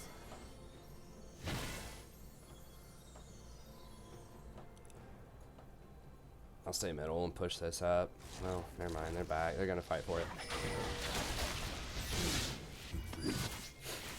I'm being very careful about the positioning here.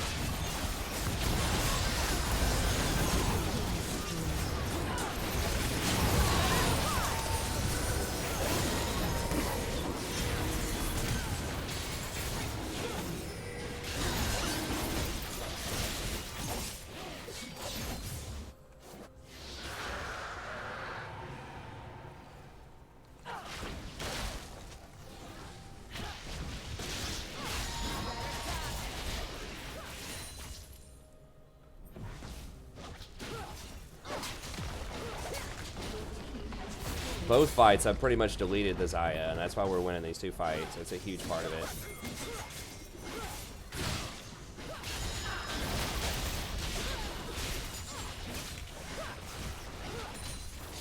I wish they would just give Leandre CDR. Like, come on. They should make a better CDR item for champs that don't want mana items.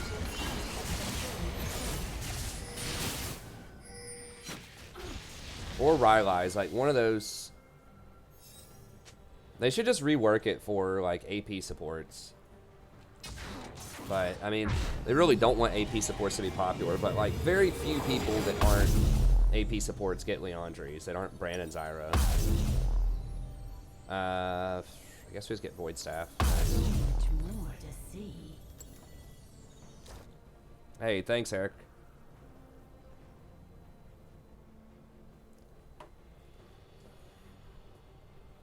Like, just lower the AP, just switch the budget around a little bit, or something. Like, take some of the power, but take some of the health off of it. Why does it need that much health? Many surprises.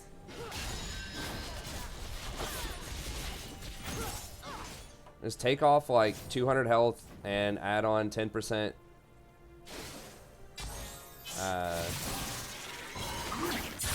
CDR. Perfect.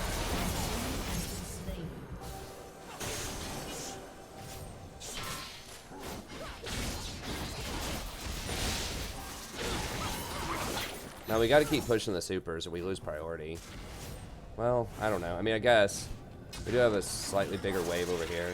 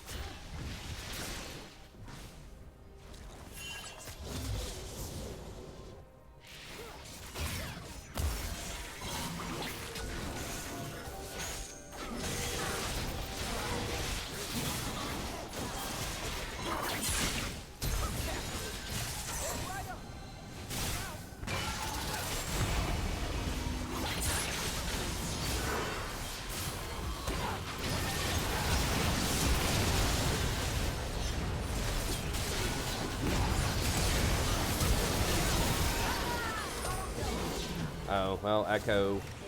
How did he even get over there? I guess he flashed after me. You have been slain.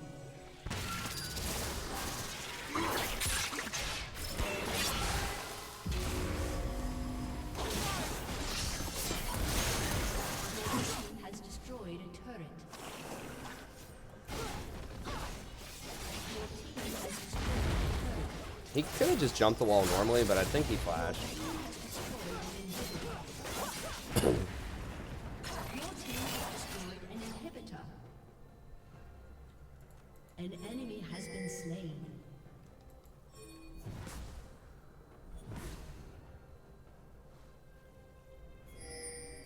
Whose name? The Sivir's name? Team has destroyed There's a couple of funny names in this game. busy world.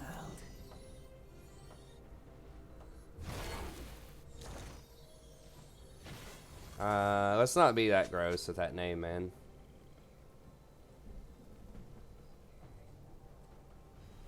Oh, it was that person's name. Wait until you see I was talking about a name in the game.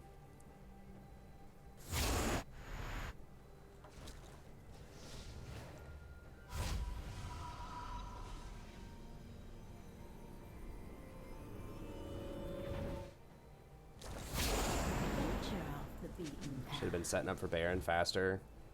Distracted.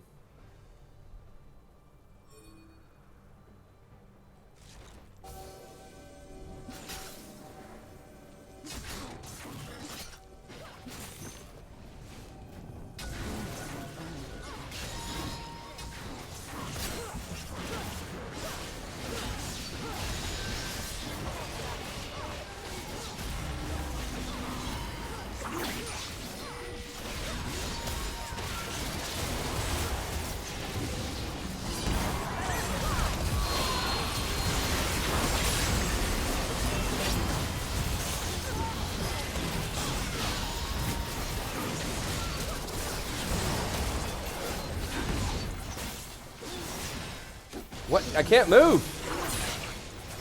What the hell's happened? Did I lag out?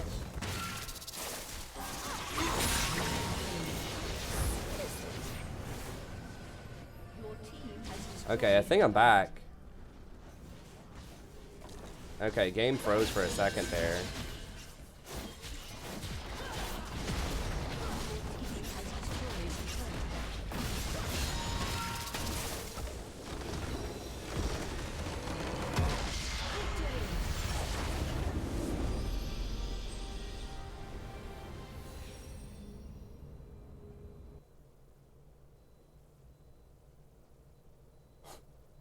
Someone picked up the phone. Yeah.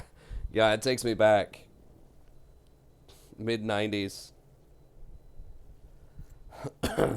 Sorry, I don't know when y'all cut off. It was basically done after I ulted.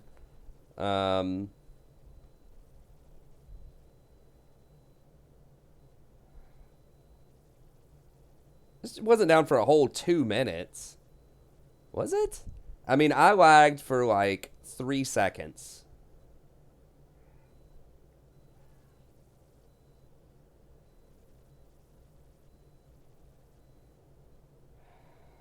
I guess if he's behaving, we'll leave him, Lev. Sometimes, like, the game's okay, but the internet is just, like, but...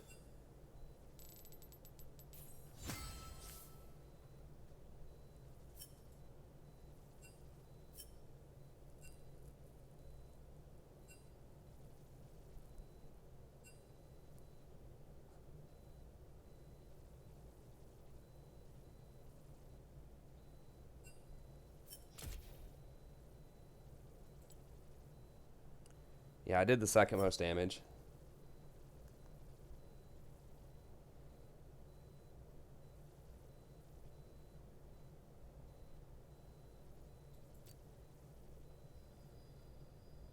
Plus 14. I hate asymmetrical LPs. It just feels so terrible. It's like, just give me like, what? I don't understand why they can't just straight up, like, I understand the series concept, but, like, why not just straight up do something like, if you win a game, like, just make it basically you win 5 games, you go, just get rid of LP. You get 5 games, you go +5 in a division, then you get to do the promo series. You know, if you lose the promo series, just simplify the whole process. Take away the mystery out of it. If you lose the promo series, then the amount that you lost by is deducted from your total amount. So if you go 0-2 in the promo series, you're back to 3 games. You have to win 2 more to get back into the series. If you go 2-1, you have to win 1 more game to get back into the series. It's that simple. If you go down to 0 LP, like 0 games, if you lose a game there, when you're at 0, then you go into a demotion series. If you win the demotion series, then you go up by amount that you won by. So if you go 2-1 in the demotion series, then you end up being +1 when you're out. If you go 1-2, then you're demoted, but it just takes 1 more game to get back into the series. I guess I should ban Ezreal. Hopefully we don't get Ezreal on our team. Okay, they banned him, so it didn't even matter. Boom, mystery solved. It's not even math. It's like, it's so much simpler.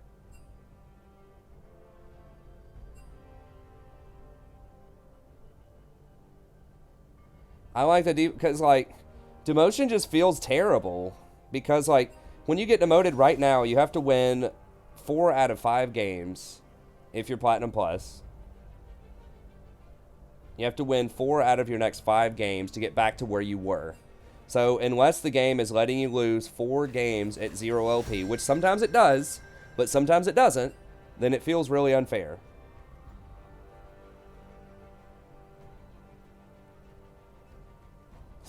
Rammus again.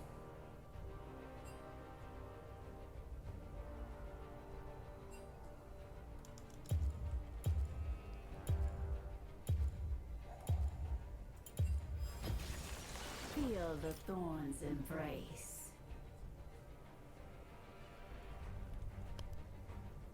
I mean, it's basically what Steven's saying. I was saying each game should be worth 20 LP, effectively, no matter what. That's basically what I was saying. And they add in a demotion series.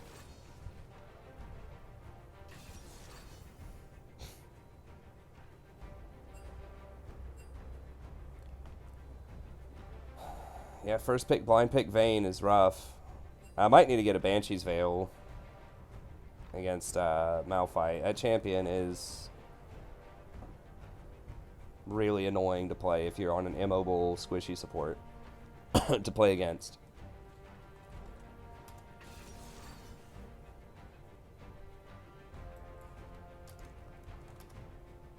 I mean, Vayne is kind of like Ezreal.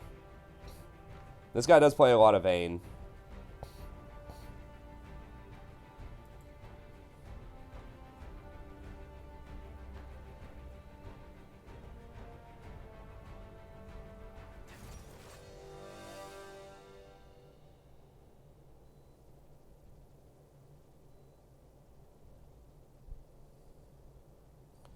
Well, I do miss the old MMR system. I mean, like, you know, as I've said a million times on the channel, that dude on Ari? Okay. Yeah, we'll play it.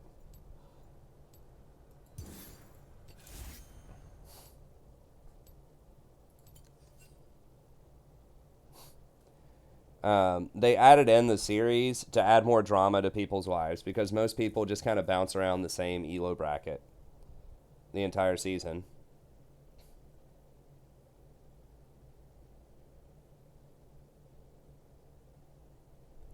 And it's just like you're basically the same 4-digit number a lot of the time. But it was very transparent. It was very clear what you were.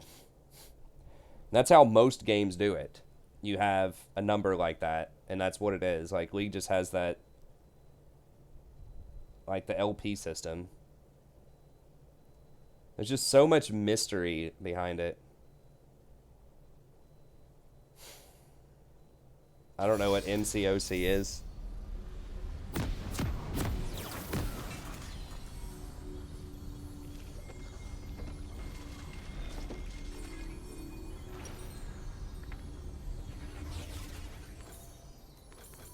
Take careful steps.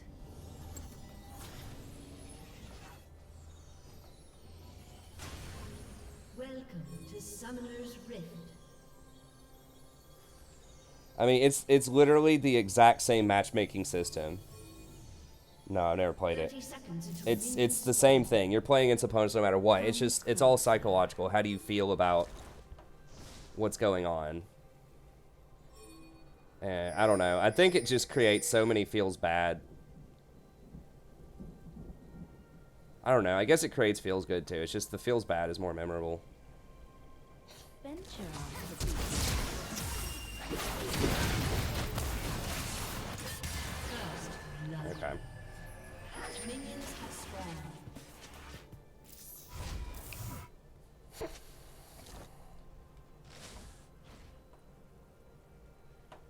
I mean, how the tiers used to be your MMR. Like if you were between So much more. 1250, everyone started at 1250 MMR on a new fresh account. If you were below 1250, it was bronze. Like anything below it was bronze. There were no divisions or whatever. You could get down. I mean, I got down as low my first season. I got down to like 875. And you would gain and lose about 20. Sometimes you'd gain or lose a little bit more depending on who you get matched against. And then when you got from 1250 to 1400, that was silver. 1400 to 1515 was gold. 1515 to 1850 was platinum, and then 1850 to or like 2100 and above was diamond.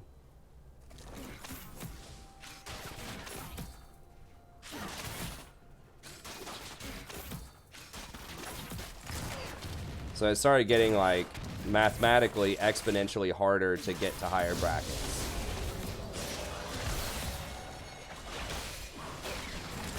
I didn't put a plant on her. She was a bit out of range. No, they should not do individual play. Trust me. You don't want to do that.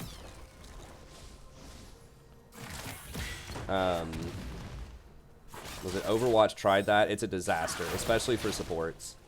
Because like so much of like good support play is not quantifiable. They try to do it, but you're not going to get a lot of kills. It really warps the meta a lot if it's like only individual, like if individual play matters, everyone's gonna play like 1v9 hyper assassins, and they're gonna get pissed as hell if you kill steal them, like for real, because you're denying them elo, like kill stealing them. It's like it's super toxic.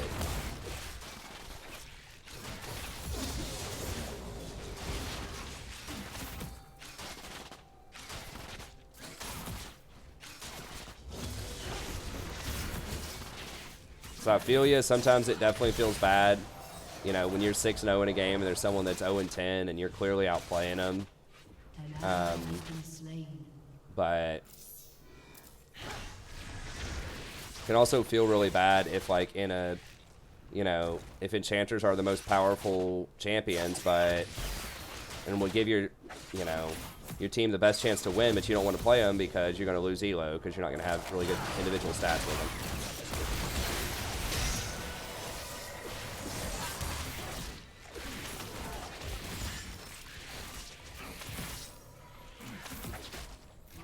Like, it seems good, but it's one of those things where it's like, you really don't want that in a team game. It encourages selfish play. Not that there's not already a lot of that, but it would encourage even more. I gotta get the cannon experience.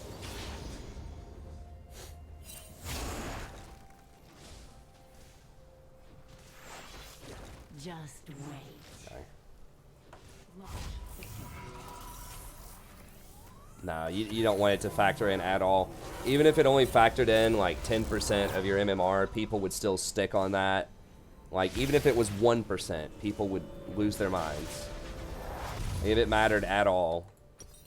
Because the thing is, like, if you're playing better, you're going to climb. Like, no matter what.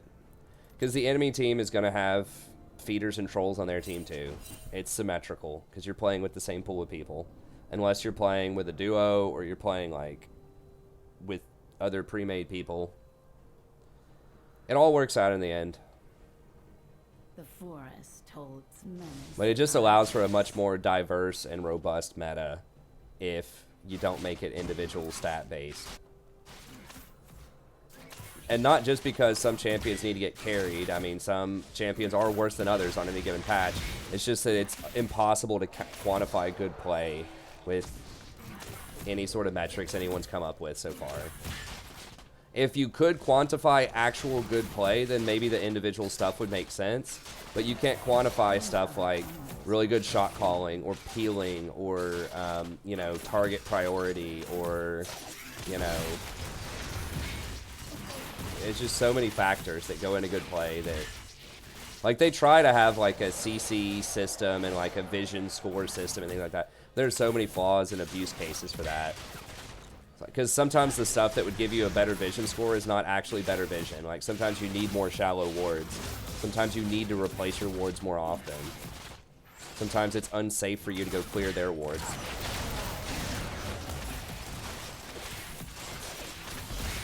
How are we down in CS?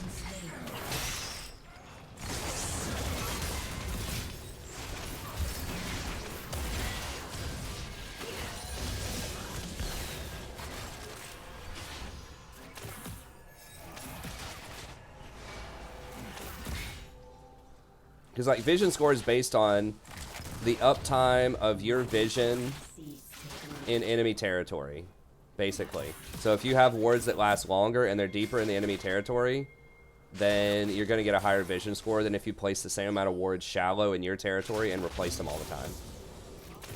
Which, I mean, usually deep vision is good.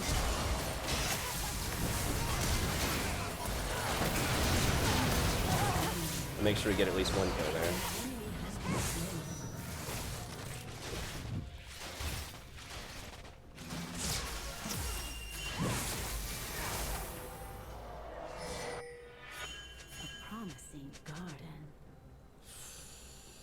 Why is our Renekton getting smashed?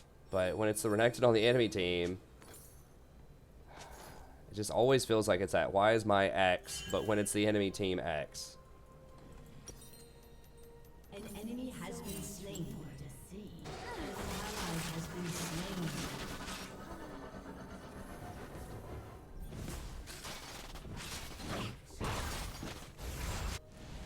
Does duoing affect MMR?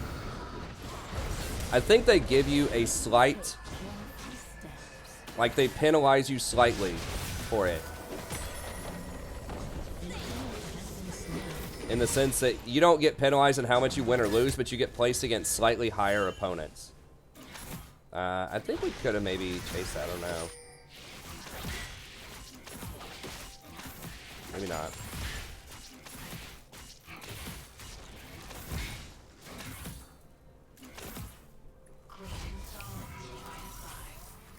No, I don't want it quantified. I want, like, the only metric that I want is, did you win the game? Because ultimately, if you're playing better than other people, you're gonna win more games. Like, everything else is just like noise.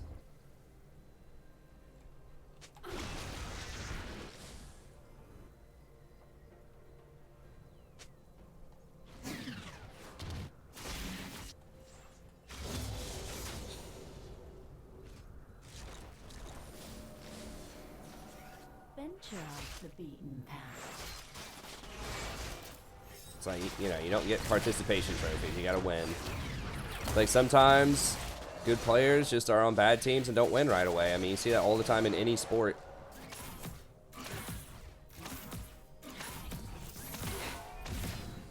Such a busy.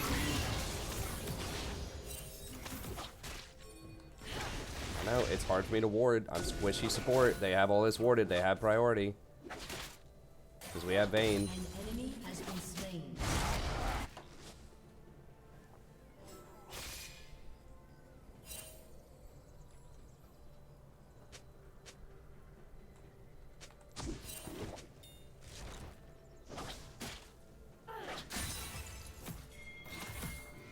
I thought they might stay a bit longer.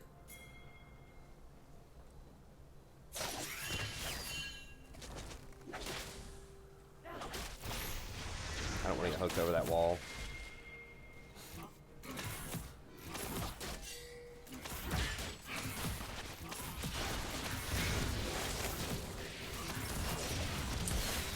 Pantheon's missing. Yeah, I don't want to try that against Malphite.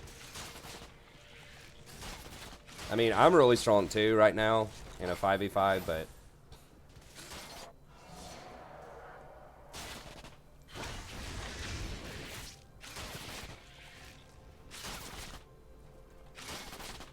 I don't know where Rammus is.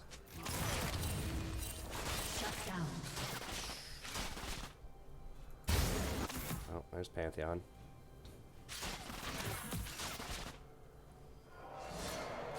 My point.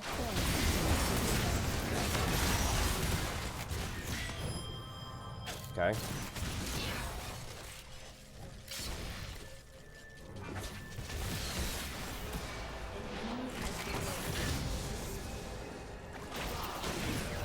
There's no way he has ult, right? After mid?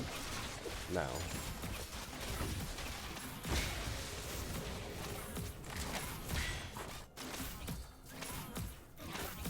I don't know how Vayne got the kill on him. I thought I was going to get the kill after that auto. People ask me why I don't take stopwatch. That's why, because that's what happens with like 90% of stopwatches. I mean, yeah, you can use it better, but stopwatch is okay. His boots are guaranteed value. Stopwatch is like, you know, sometimes it's good, but it's a lot better in pro play where it's like much more organized when you're going to do it. Can we get a kill on this guy? I don't know. Kind of scared of Rammus. I don't know if this is warded or not. I still have flash. Guess we can just push in.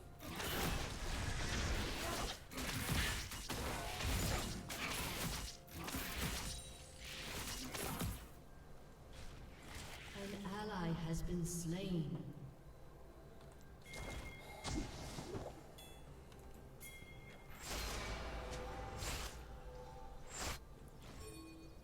No, no, no, no, no. Oh, well, the Mumu's going. Okay.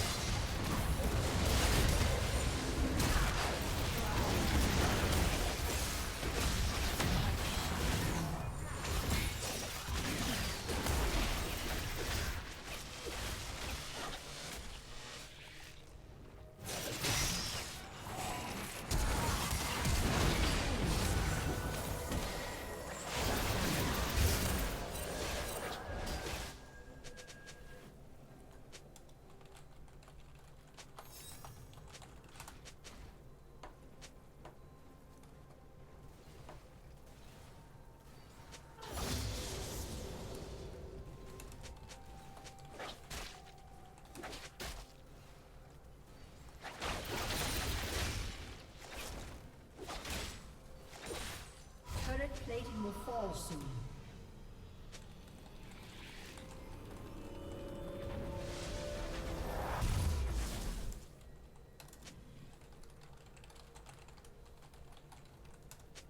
Things aren't always what they seem.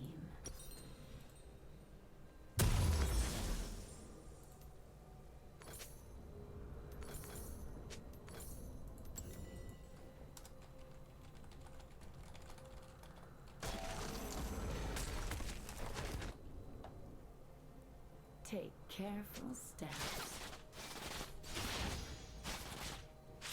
An ally has been slain. I already know why I'm typing to her. She's an idiot. I mean, you weren't watching your mini-map, man. You have no clue what was going on. Why is there always 3 mid? Because somehow they keep killing you even though you have 3 flashes on a 1-minute cooldown.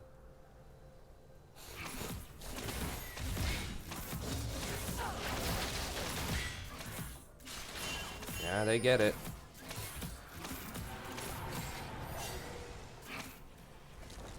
Jesus.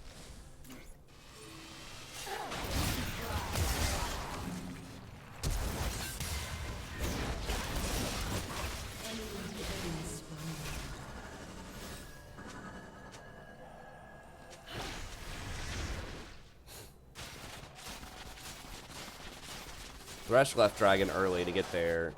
Thresh and Mouth cheated off that dragon. Get down there early to try to make a play.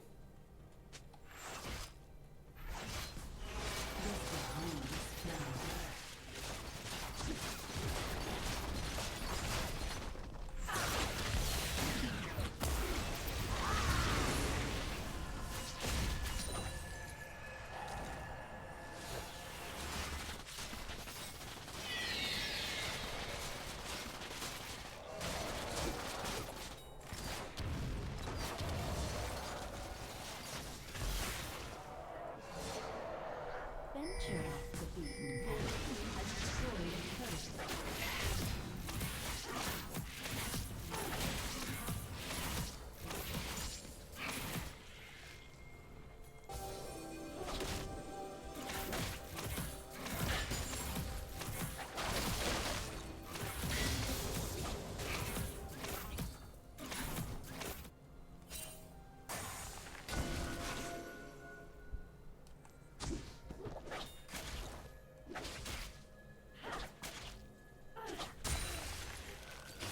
Alright, Rammus is top side. Oh, she's dead. I might actually die here too. An enemy has been slain. Shut down. Things aren't always shut down, I see.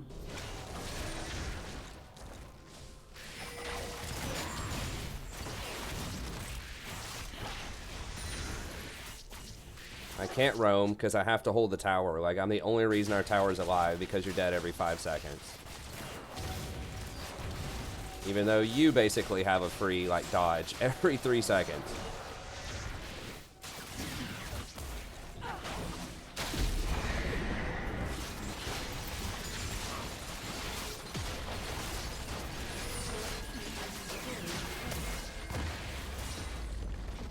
Your turret has been destroyed.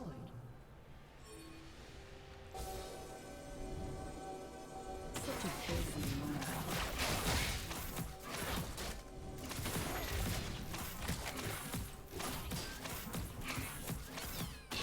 If I had ult, we maybe could have turned around.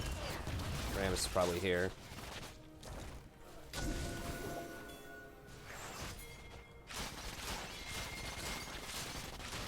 So much more.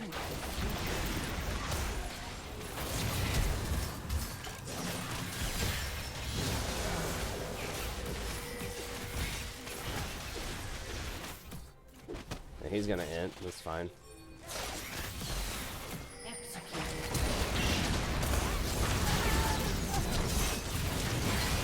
I gotta go in full AP Malphite. Yeah, get out of here with that trash.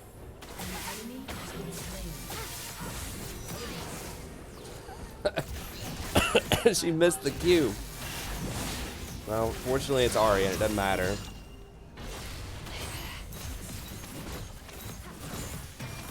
Yeah, but they were so split up. The Pantheon ult, that Pantheon ult wasn't gonna matter.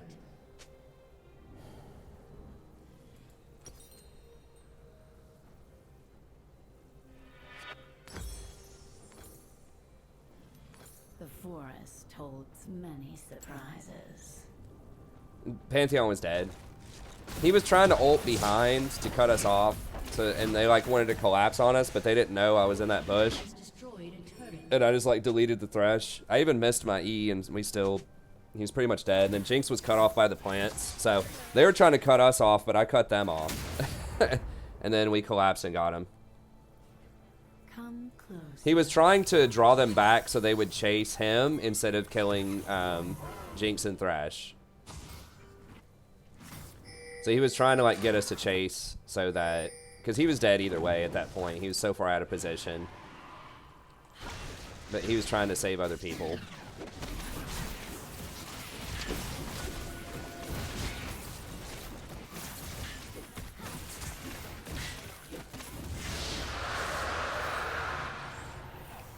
A promising garden.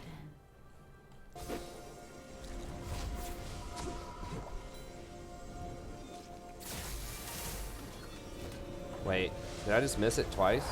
Oh, there it is. Damn it. I just missed it twice. Shit.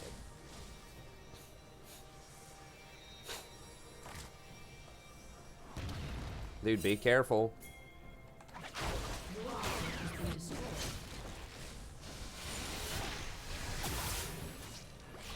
Well, you used your ult, but you didn't have to. So now we don't have that for this fight.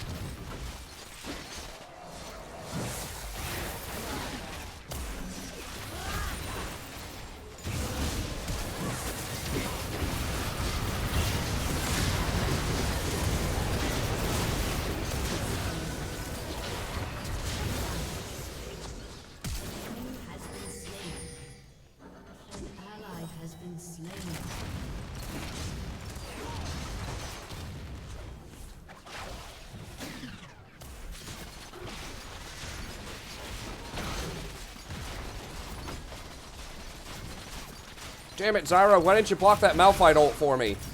Why can't you hack my keyboard and make me back up so I'm not in range? Why can't you hack my keyboard and allow me to use my flash key to dodge a Malphite ult?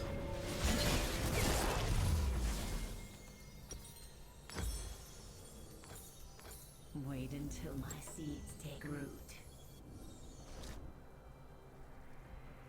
Hey, what's up, Sammy?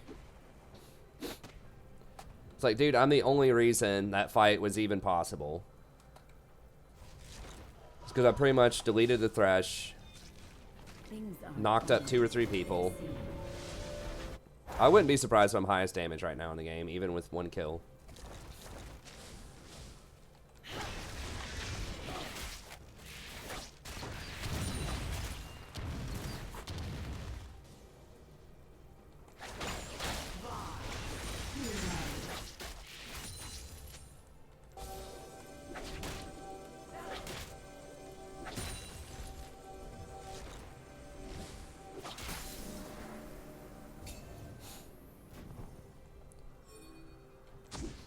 They're probably going to try to move on this vein, I would imagine. Well,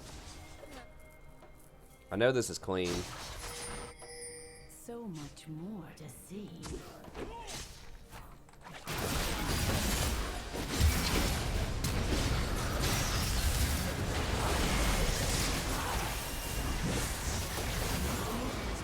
Nice, this is a good charm.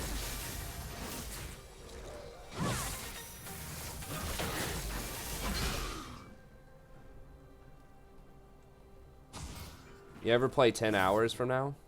What do you mean? Just in general? Do I play it whatever that time is? Like 10 a.m.?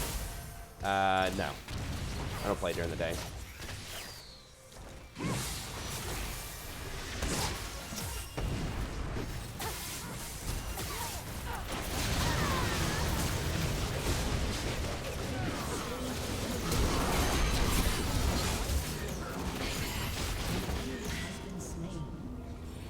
No, I don't. It's a 4-hour schedule, pretty much same time every night. I got other stuff I gotta do, man. I make other content for the channel. Also gotta hang out with my wife and daughter sometimes, you know, friends. In theory, doing my dissertation. Still not even doing that, like...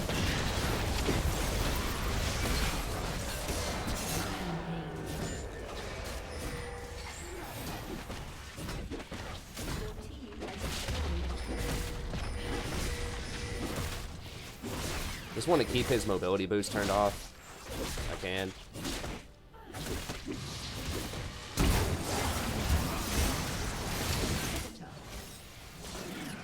They're probably all dead, but I need to not die. Oh, God.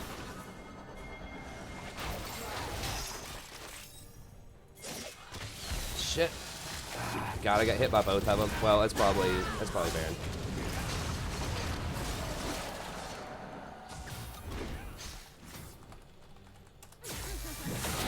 Don't get close enough to Pantheon.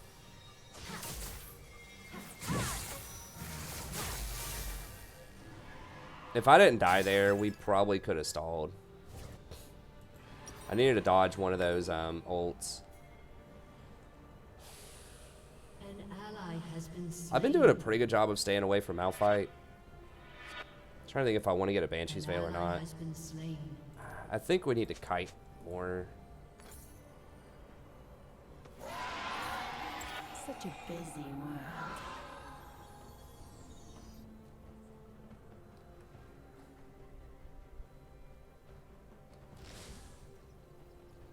Yeah, people get confused with what the word stall and int means. Like, you just go over there, just throw a couple of Qs in the pit, just try to distract him, take some DPS off of Baron. I mean, they were probably going to get it anyways. I should have just called him off of that inhibitor. I thought maybe we could get it if I, like, zone the Thresh and then get out. Like, maybe one person dying is worth inhibitor, but both of them is not. They're probably going to come middle. Actually, probably going to go Dragon first. And they'll probably go middle. Wait until my seeds take root. There's that. And they're going to go middle. Okay, so we're going to try to make our play on them when they go right here.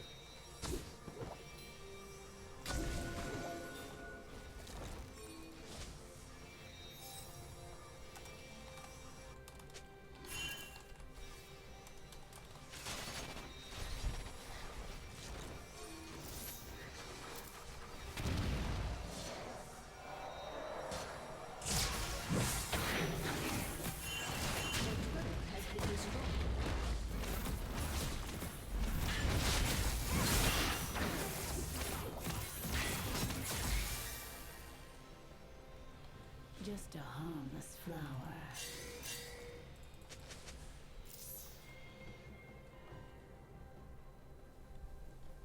Are they going to try to go bottom?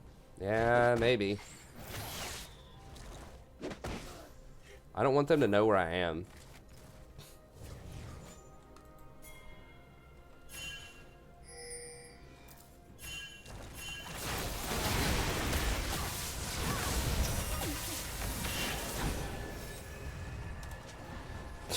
Alright, no problem. Get the 80 carry. How long was I calling for that play? Like 1 minute? It's like literally over a minute. I was setting up for that play. Boom, there it is again. Okay, can we do it this time?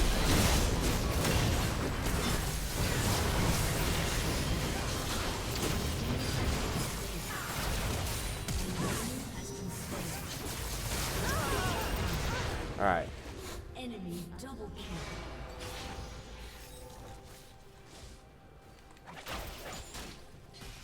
Okay, can we get like top?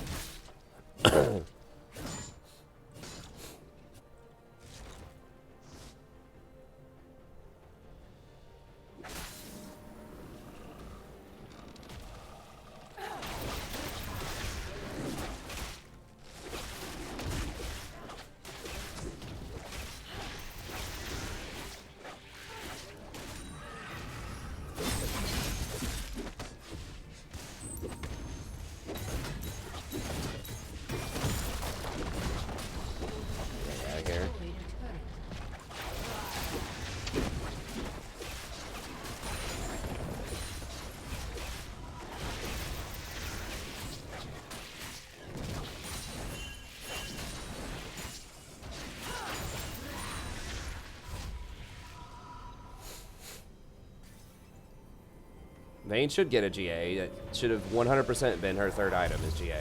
She has to get Bork and Gensu's or she just doesn't do damage. But I think 100% should have been GA second. Been venture off the beaten Ah, path. I gotta have control words instead of that amp tome.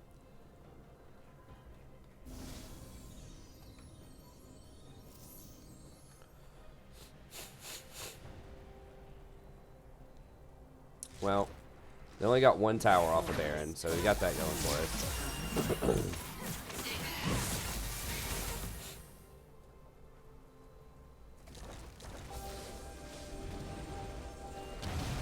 I'm gonna try to play around our vision.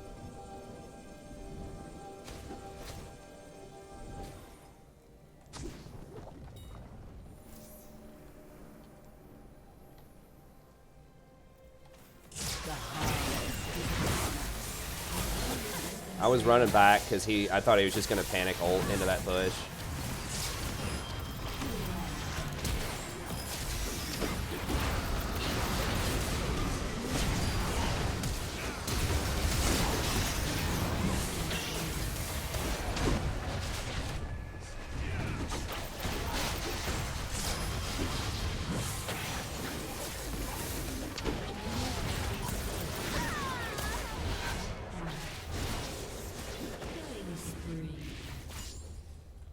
Recton's like, oh, hey, guys. What did I miss?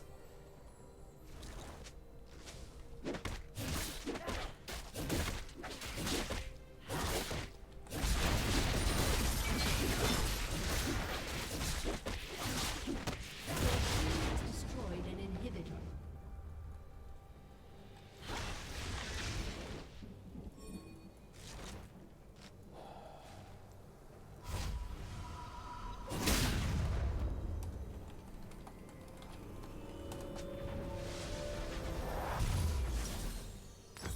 A promising garden.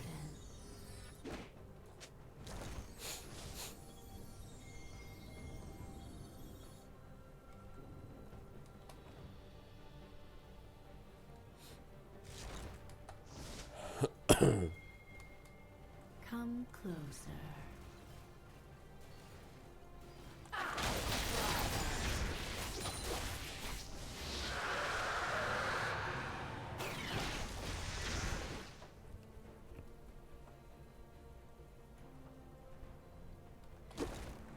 Ever had your AC spit hot air? No. It usually means it's broken. I don't know. I mean, it doesn't get as hot around here as it probably does where you live. Gets kind of hot, but not. Probably not by your standards.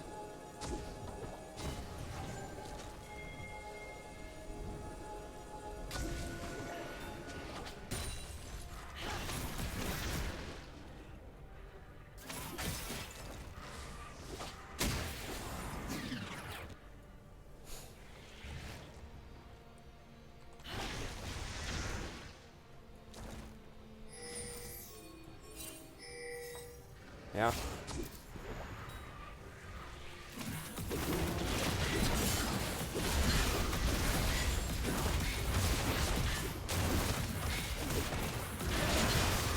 Yeah, Rammus is bottom.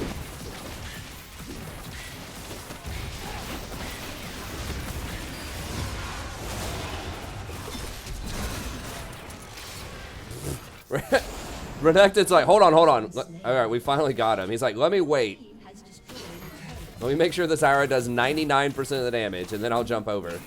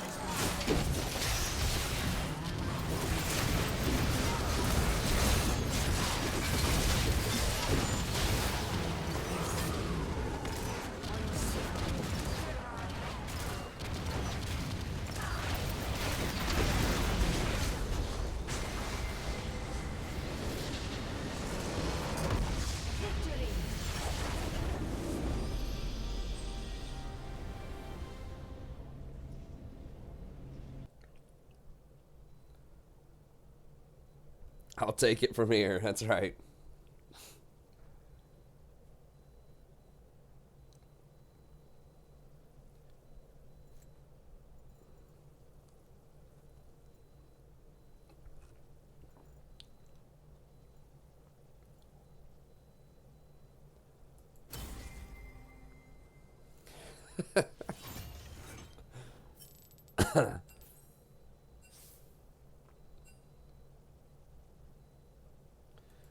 She's like the little yippy dog, man. Yeah, see? See? We won. It's like just yipping behind my legs.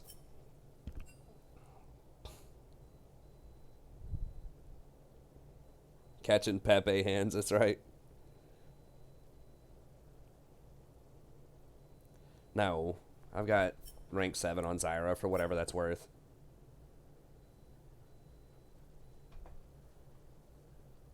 You're welcome for the carry.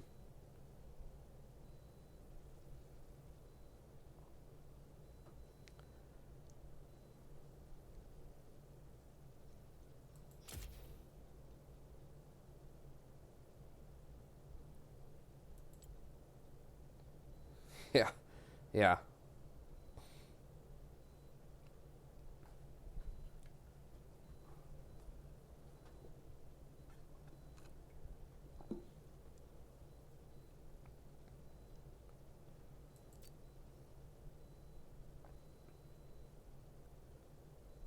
Back up to 114. That's true. We're pretty close to 4 hours, though. No honors, that's just wrong. Yeah, that's fine. Anyways, I think I'll go ahead and call it there since it's kind of a light night anyways. We're at about 4 hours. We're at 3:50. I got to get up in the morning. I got a dentist appointment.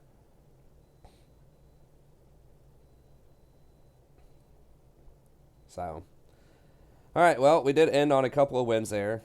Losses, we're losing like 20 right now, so it feels bad.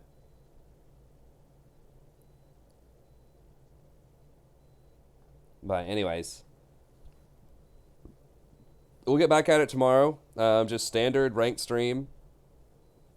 So thanks for tuning in. Might play some more. Zyra.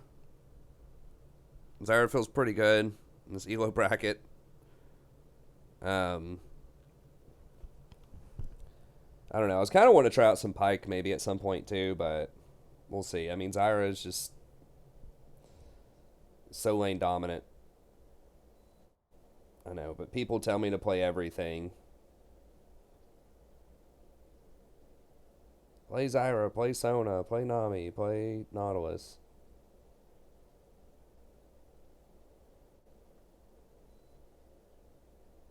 Play Veigar. That's right. Anyways, we'll be back tomorrow. So thanks everybody for tuning in, and we'll see you next time.